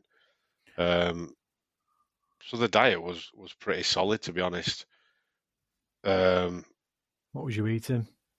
Obviously the watermelon, but obviously the watermelon fruit. You get a lot. It's you get a lot of sort of grilled meats over there, which nice. I'm quite happy with. That's what I'll eat that all day. Hmm. Not a big vegetable kind of guy. So grilled meats, cheese. We love cheese. Lots of Beautiful. cheese. Greek cheese. I was going to Can't say get enough. halloumi, but halloumi's not Greek. It's Cypriot, isn't it? So I can't Yeah. make that mistake. But still, Bit of feta. plenty. Bit of feta. Feta, bit of feta. The eggs, mate. Still have the eggs wherever I am. Fertilized. Fertilized, yeah. um, Extra protein. yeah. What else? Connect. Come on, Connect. I'll help you. Connect. Well, you know what? There wasn't much connecting as far as to connecting with people. um, Must have been a few conversations yeah, at least. there was a few conversations here and there, but it wasn't like it wasn't a trip like you where you was with your family. Yeah, yeah, You know what I I mean? know that. There was You no was travelling connection. alone. Um, but connecting to nature, that Yeah, was the main connection. Spent a hell of a lot of time on the beach in the sea. Really enjoyed beautiful. that. Stunning. Grounded. Getting grounded. Great, exactly that. Challenge, I think the challenge was, you know, Co- coping with what the temperature. coping with the temperature. Um, I did a bit of training when I was there, like I said, so that's challenging myself. One And way of looking at it, Sam, it probably a challenge in of itself. Traveling on your own. yeah, I don't I'm think used to I that know though you. now, Tommy. It's the I, norm for me. I know you. I know you're used to it, and you've done it on a number of occasions. But still, a challenge of itself, and Yeah, not many people feel comfortable doing it. So credit to you for that. no, I know. It's You don't let it hold you back. no, definitely not. Um, play. That's one of the other pillars. Um, I don't know really when it comes to play. Um, Swimming. yeah, you're doing it for me here, Tommy, because I'm Did forgetting what I've done. did you did you take your snorkel? Yes, I did. I did. There, I love there you go. snorkeling. There Um, you go. honestly, yeah, you're reminding me now. I spent so much time in the sea with the snorkel, um, which is, yeah, you could put that as play. That was one of the main Yeah, things I did, other than sightsee, uh, brilliant. and then contemplate. I think that's probably the main thing I did, to be honest, Tommy, is contemplate. I had a lot of time to think, Nothing as you better. do, don't you? When you're on holiday, Mm, you don't really have to think about anything. I think that's the whole mm, point. You know, a lot of time spent on the beach with a book, beautiful. dipping What in was and you out. reading?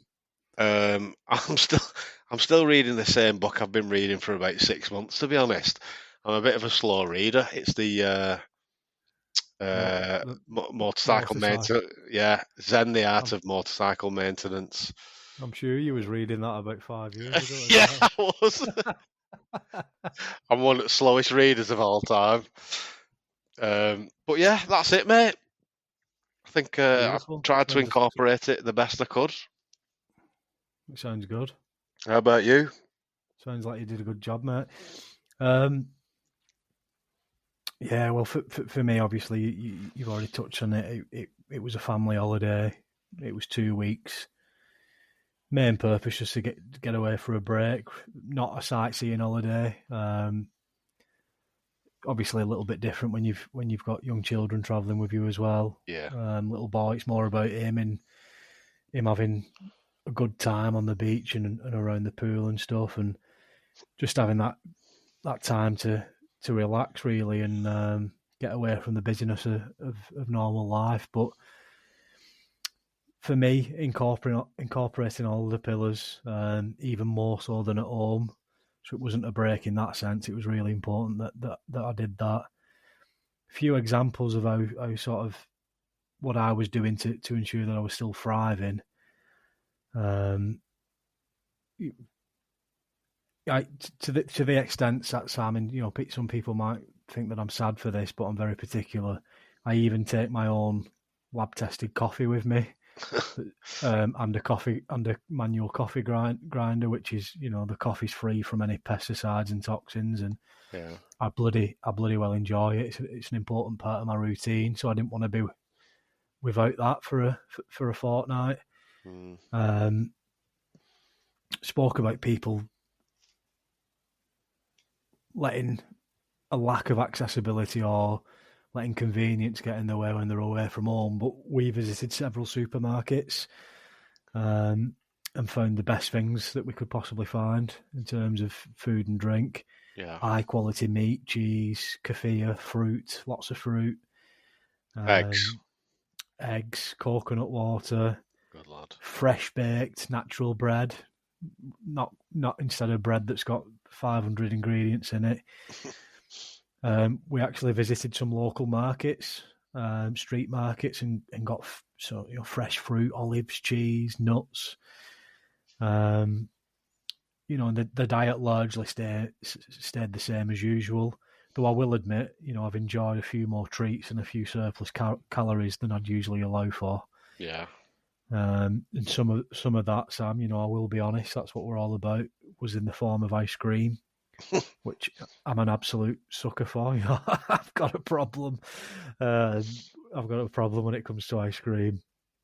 But I was doing my stretches and press ups, mountain climbers, bodyweight squats, all that sort of stuff. And on that, Sam, and you mentioned still getting your exercise in, and you actually found a gym. But you can do wherever you are in the world. You might be in the smallest hotel room. You might actually be on a flight.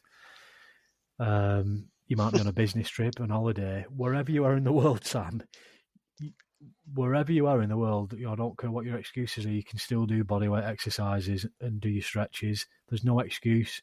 You can still get down. You can get down and do your press ups. You can do your squats. You can do mountain climbers.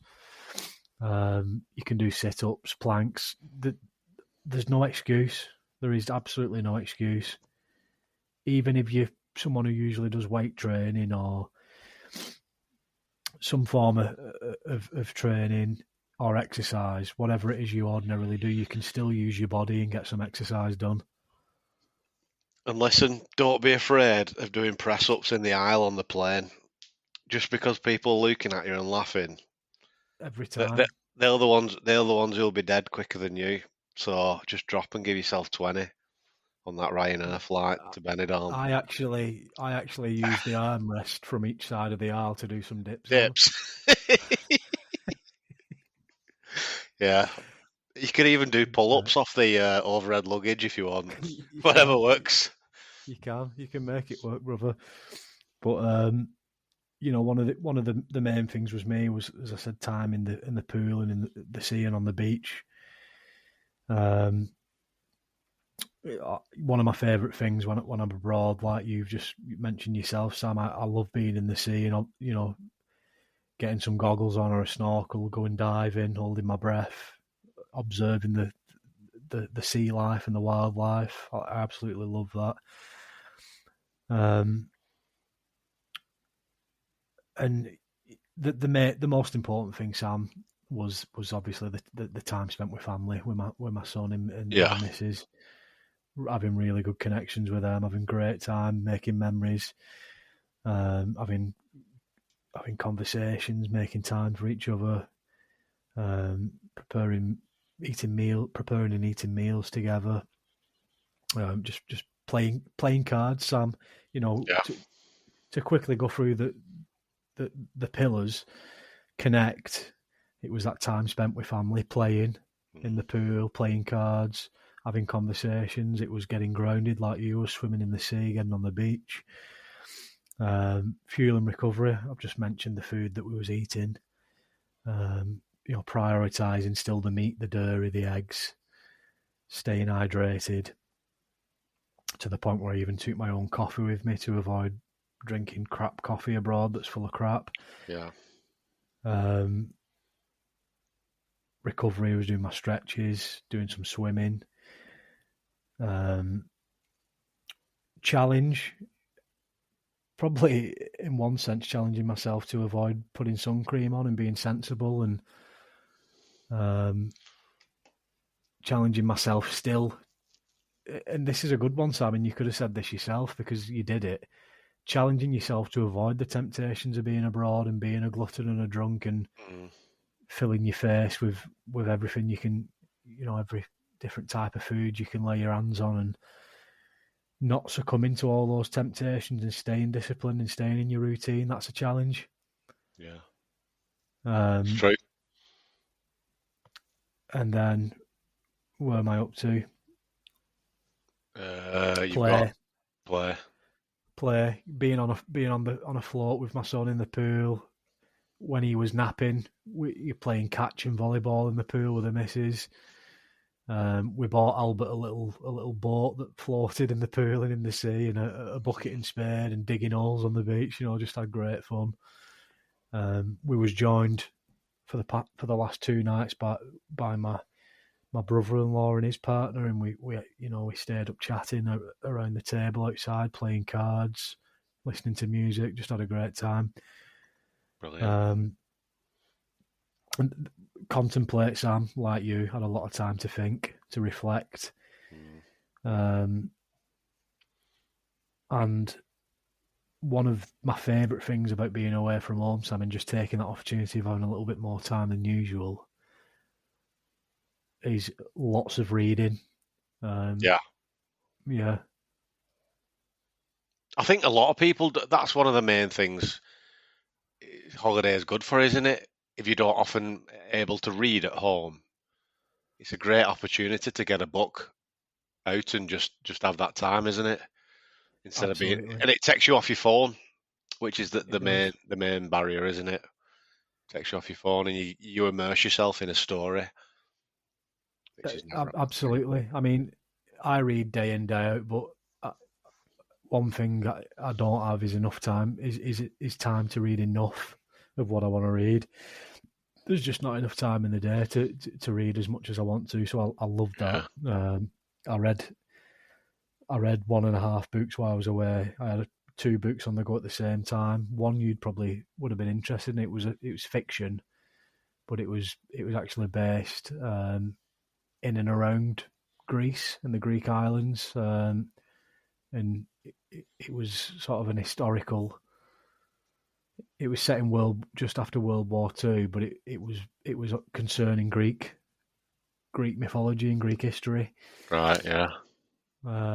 Big fan. So that was a great book. And the other one, I always like to read the fiction and non-fiction, and the non-fiction was usually educational. And it was a book that I'll share a little bit more with on a future episode. But it's called Bigger, Leaner, Stronger by Michael Matthews, and it's just a book about training and diet and nutrition. And I'm halfway through that. It was a good read. Don't agree with everything that's in there, but it's a good read.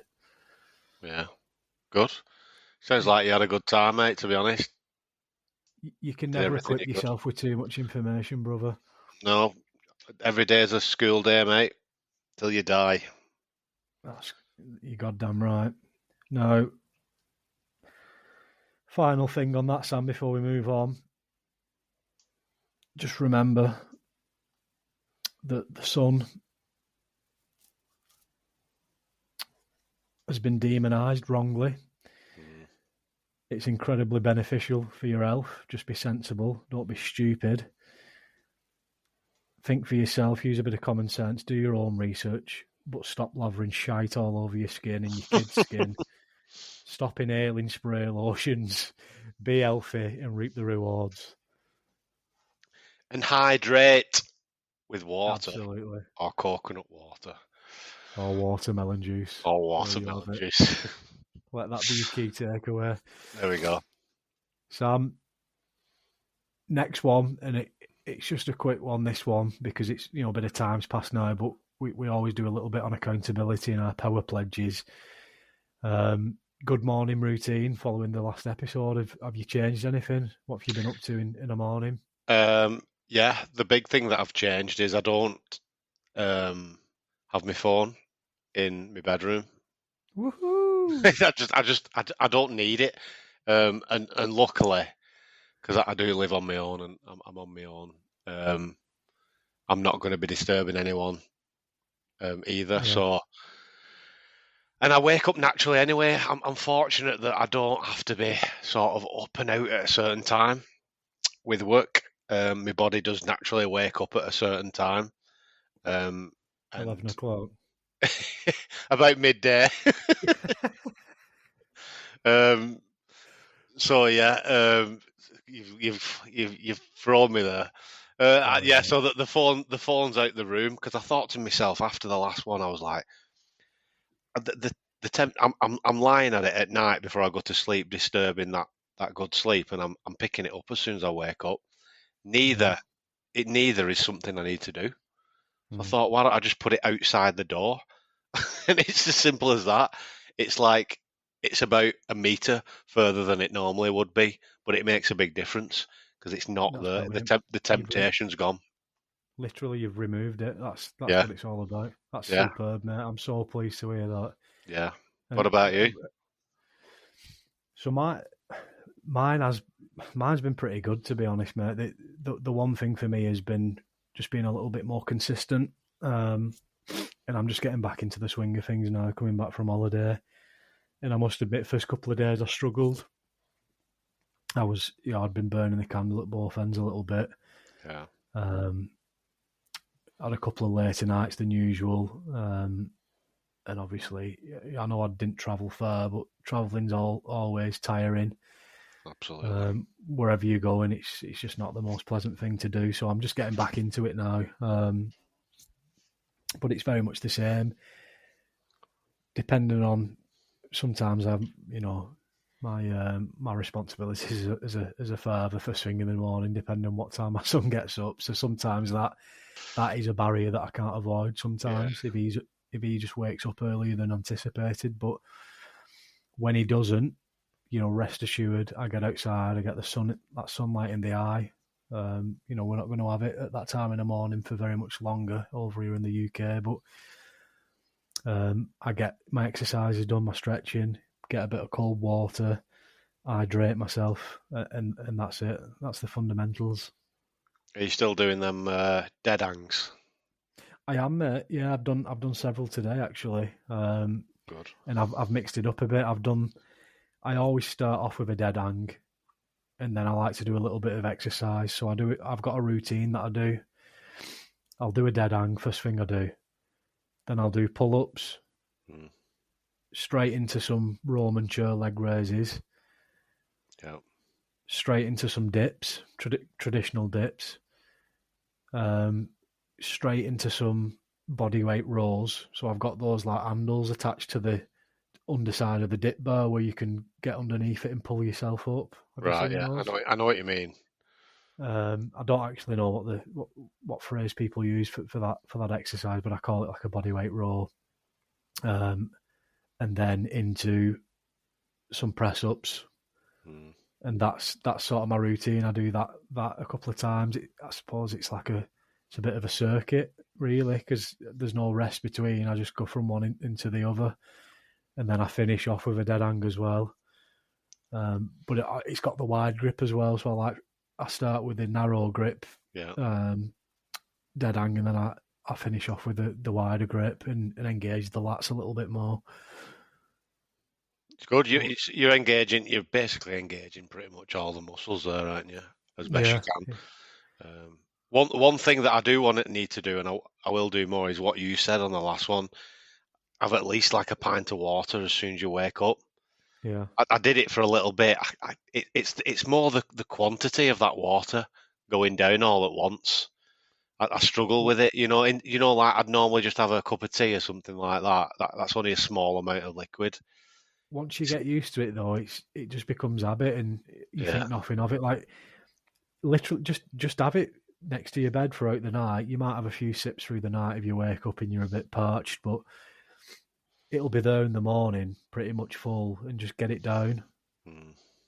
Literally, like sit on the edge of your bed before you stand up and go out. Just get it down. Yeah. And you start in the morning off. So you can't do anything better than that for me.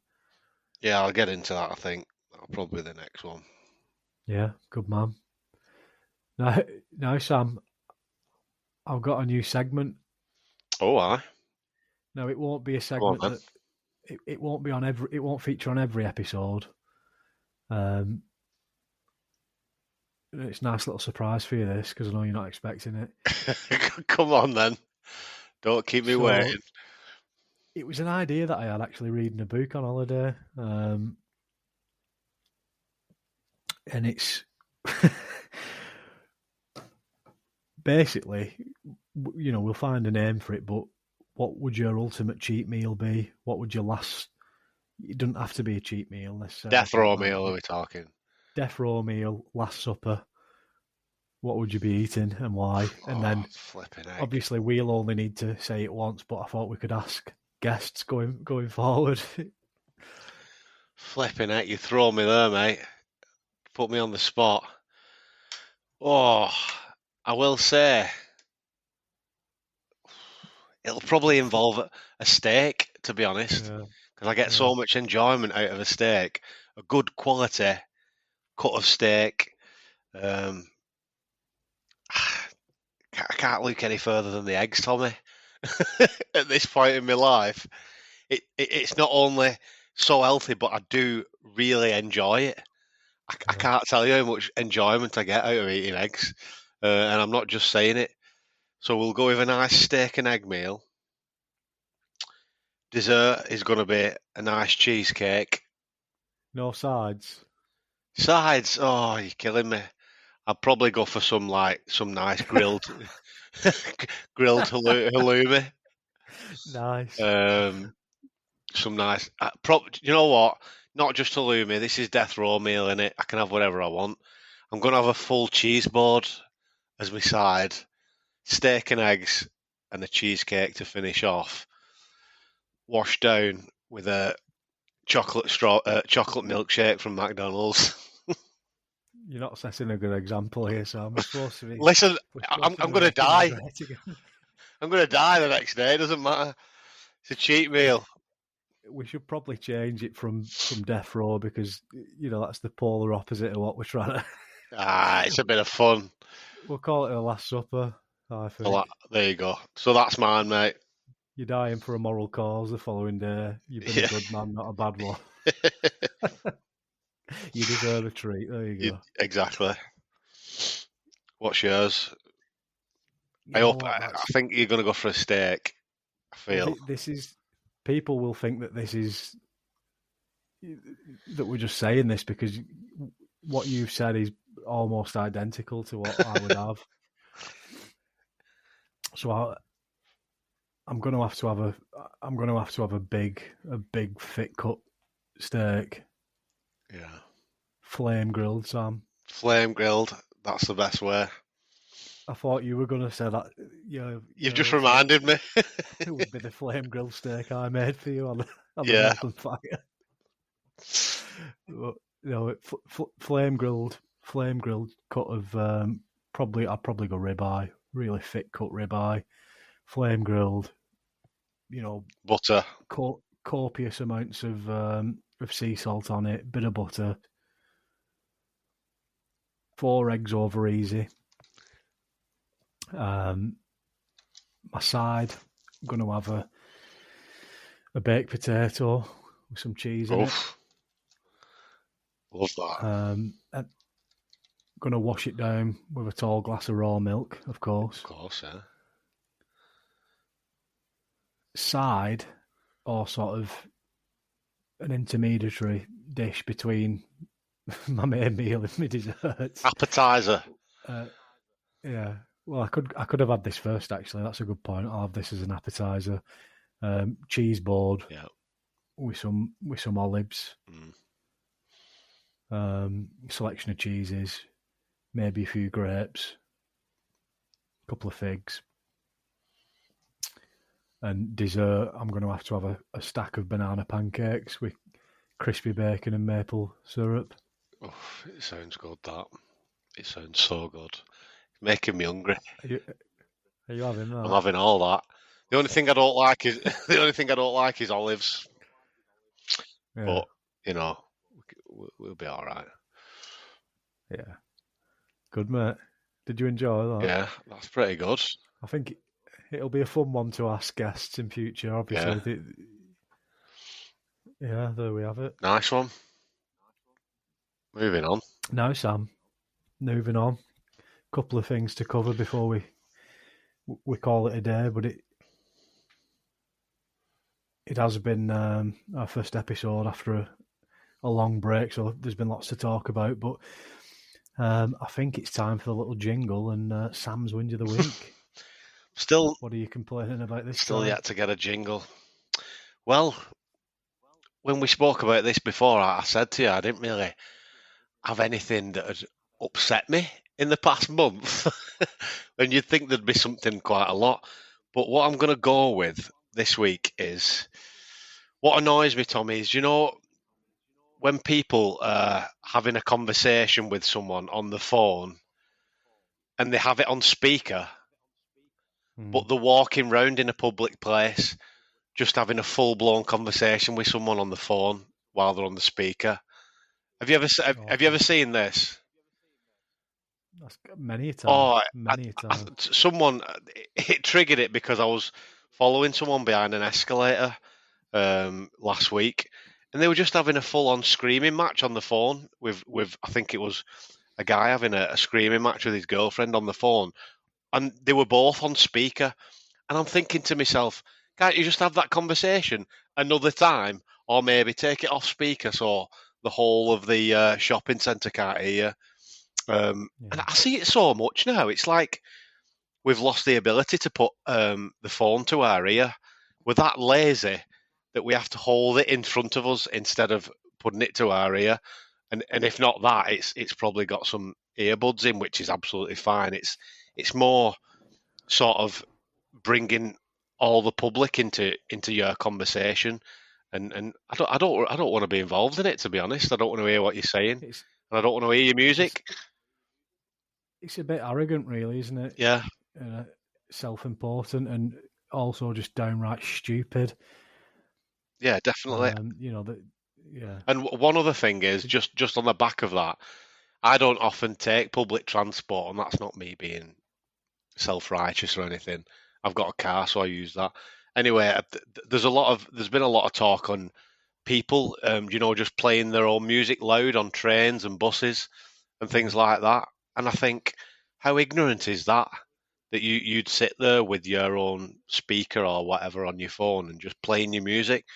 So much so that it's almost become a thing where there's notices and signs on buses and trains. Please, can you keep your own music to like a low volume or whatever? And I think, flipping heck, are people that starved for attention that they now need to listen to the music and be ignorant? It's not right. It's the opposite of being decent, isn't it? Yeah. It's arrogance, it's ignorance, self-importance, self-entitlement, and downright stupidity. These people need slapped, don't they? They certainly do. And what I've noticed is, specifically with having a conversation on speaker, on loudspeaker, is it's not like it's just the youths doing it. Like, this goes across from kids to adults, and I've even seen older people doing it as well. And I just don't understand it. I don't understand it. But there you go. What do you propose we do to these people? What you've just said, just give them a good slap and slap the phone straight out their hand. It's the only way, isn't it? It's the only way. It's the only way they're going to learn. So that's this week's, mate. Phones to pieces. Yeah, no, I'm Stop having it that. off. Good lad. Stop it off, people. Good man. And listen to the brethren out there listening in. If you speak in public on your speakerphone, or if you play music loudly or videos or anything, then just check yourself. Go and have a quiet word with yourself. We're coming after you. We're coming for you. You're going to get slapped. The worst thing you can do is if you're stood in a vape shop talking on your phone on speaker, there's just no chance for you if I see you or Tommy sees you. And if you, especially if you've got there via vehicular transport. Oh yeah. If your horse is tied up outside, you might have half a chance. Yeah. How dare you use a car? Oh, I forgot about that one. Scumbags. No, brilliant, mate. Yeah, that's good. That's good. Next, Tommy, what we having? Oh, it's the classic. It's the Room 101. To the jingle. What's the jingle? Da-da-da-da-da. Room 101, Tommy. We need to get rid of something. Put it down. Condemn it to the confines of our virtual cookie jar. Do you know what I think when I think of Room 101? When it used to be that programme where it went down a little chute kind of thing. Frank Skinner, yeah, that was it. But what I think about as well was, do you know the movie 300? Where he kicks that bloke down that pit? Yeah, I always think, throw it in there.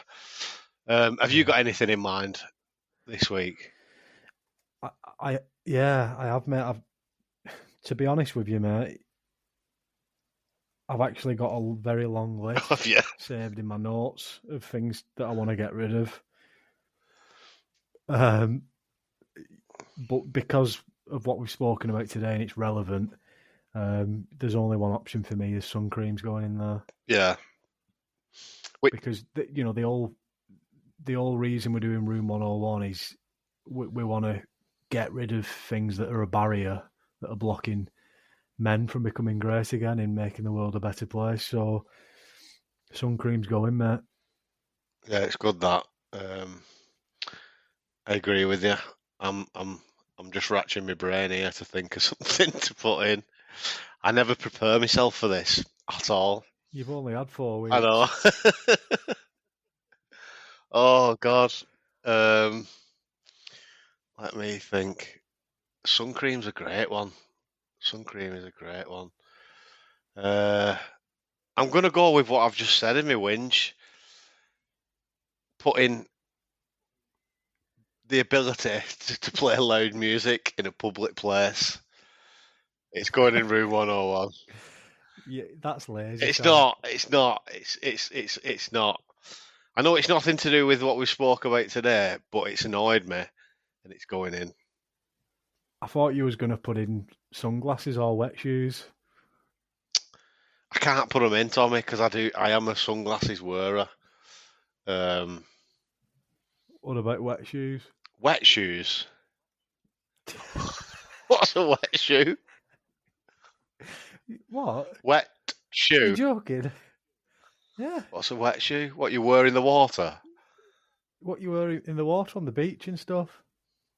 Oh, I don't know about that. I was being daft there because listen, I wear wet shoes for certain, depends on the environment, but what I was getting at, Sam, from a Thrive talking point of view, was it's preventing people from getting grounded. Oh, I see.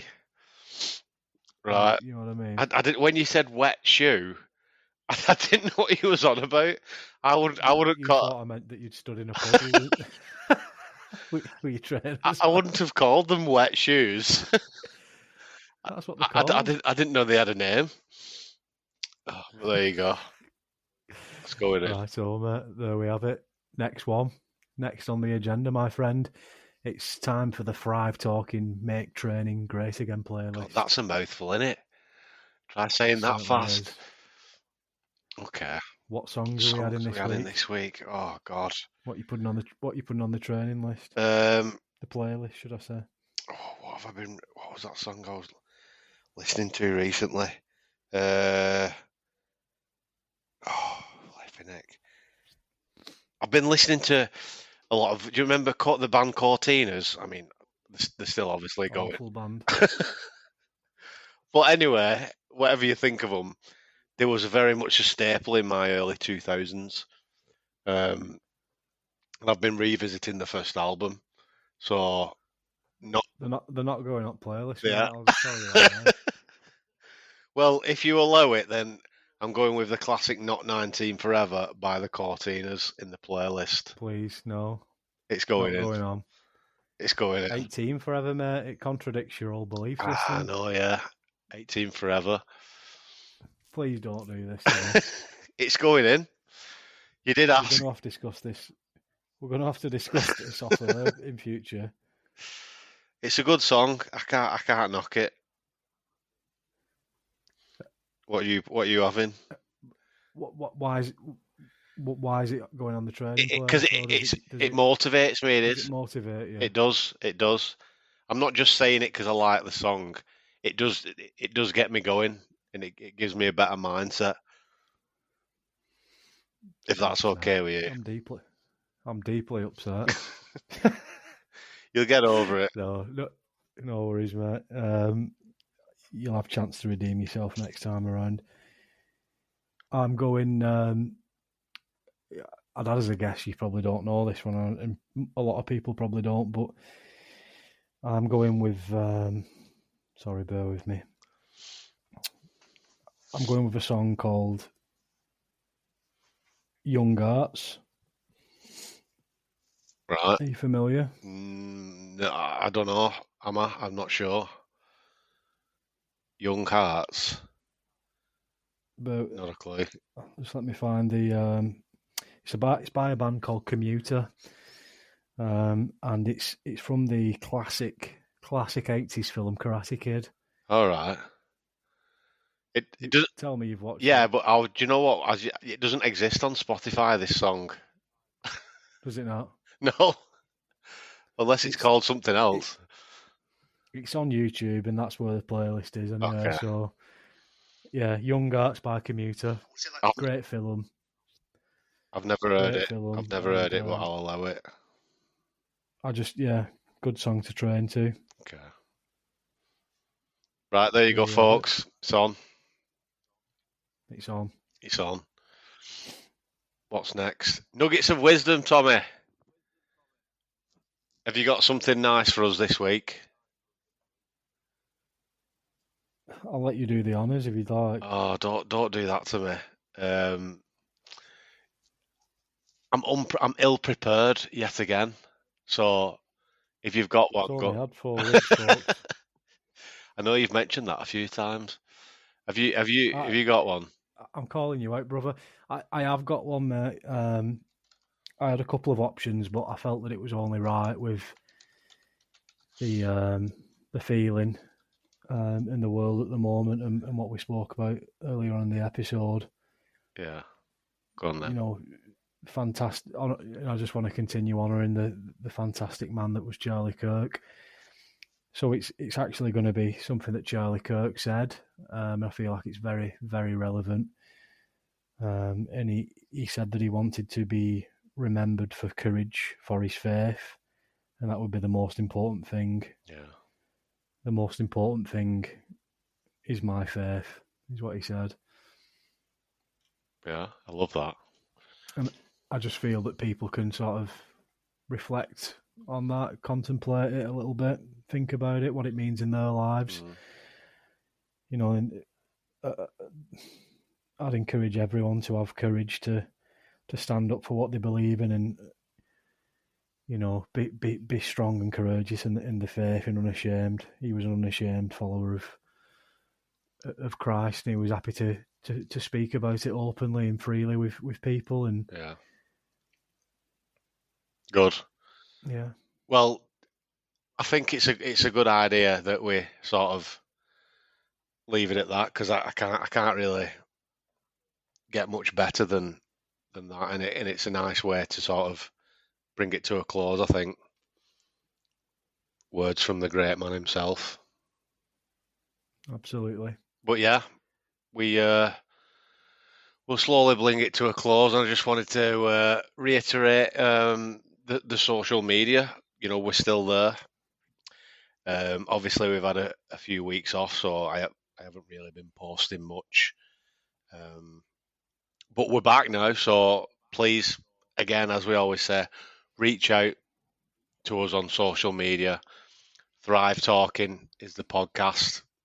We've got the Instagram page there, Thrive Talking. It's got all the links for where you can listen to the podcast.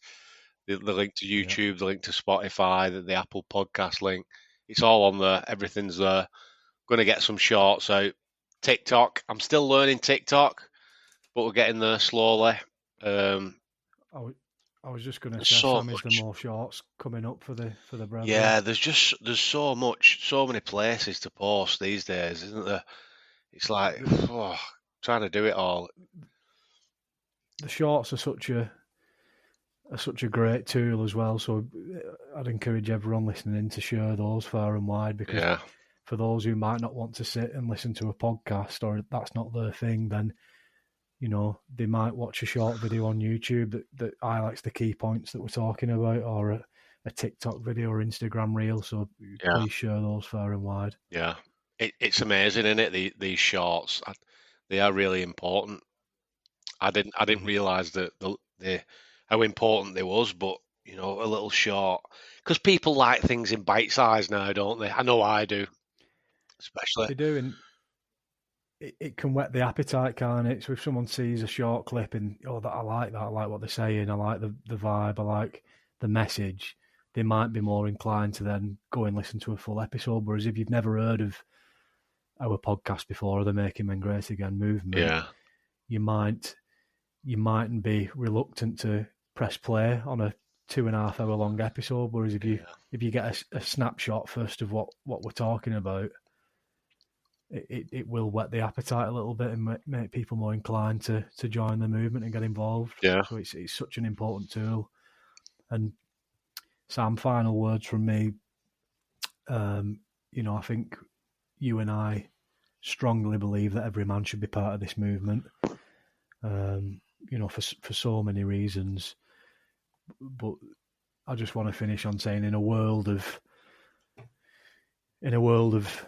that's filled with evil and hatred and freaks who are actually trying to justify and celebrate the death of a fantastic young man, and are actually, it's already started now. These absolute abhorrent people have started trying to paint Charlie Kirk in a bad light, and they're misquoting him. And I'm seeing it coming in through mainstream media already, and it's just absolutely sickening. So in a world of freaks like that, and evil, demonic, horrible people, then be a Charlie Kirk. Yeah, well said. Speak the truth, whatever that truth may be. Nice one, Tommy. Until next time, brother. Good night and God bless. God bless. See you later.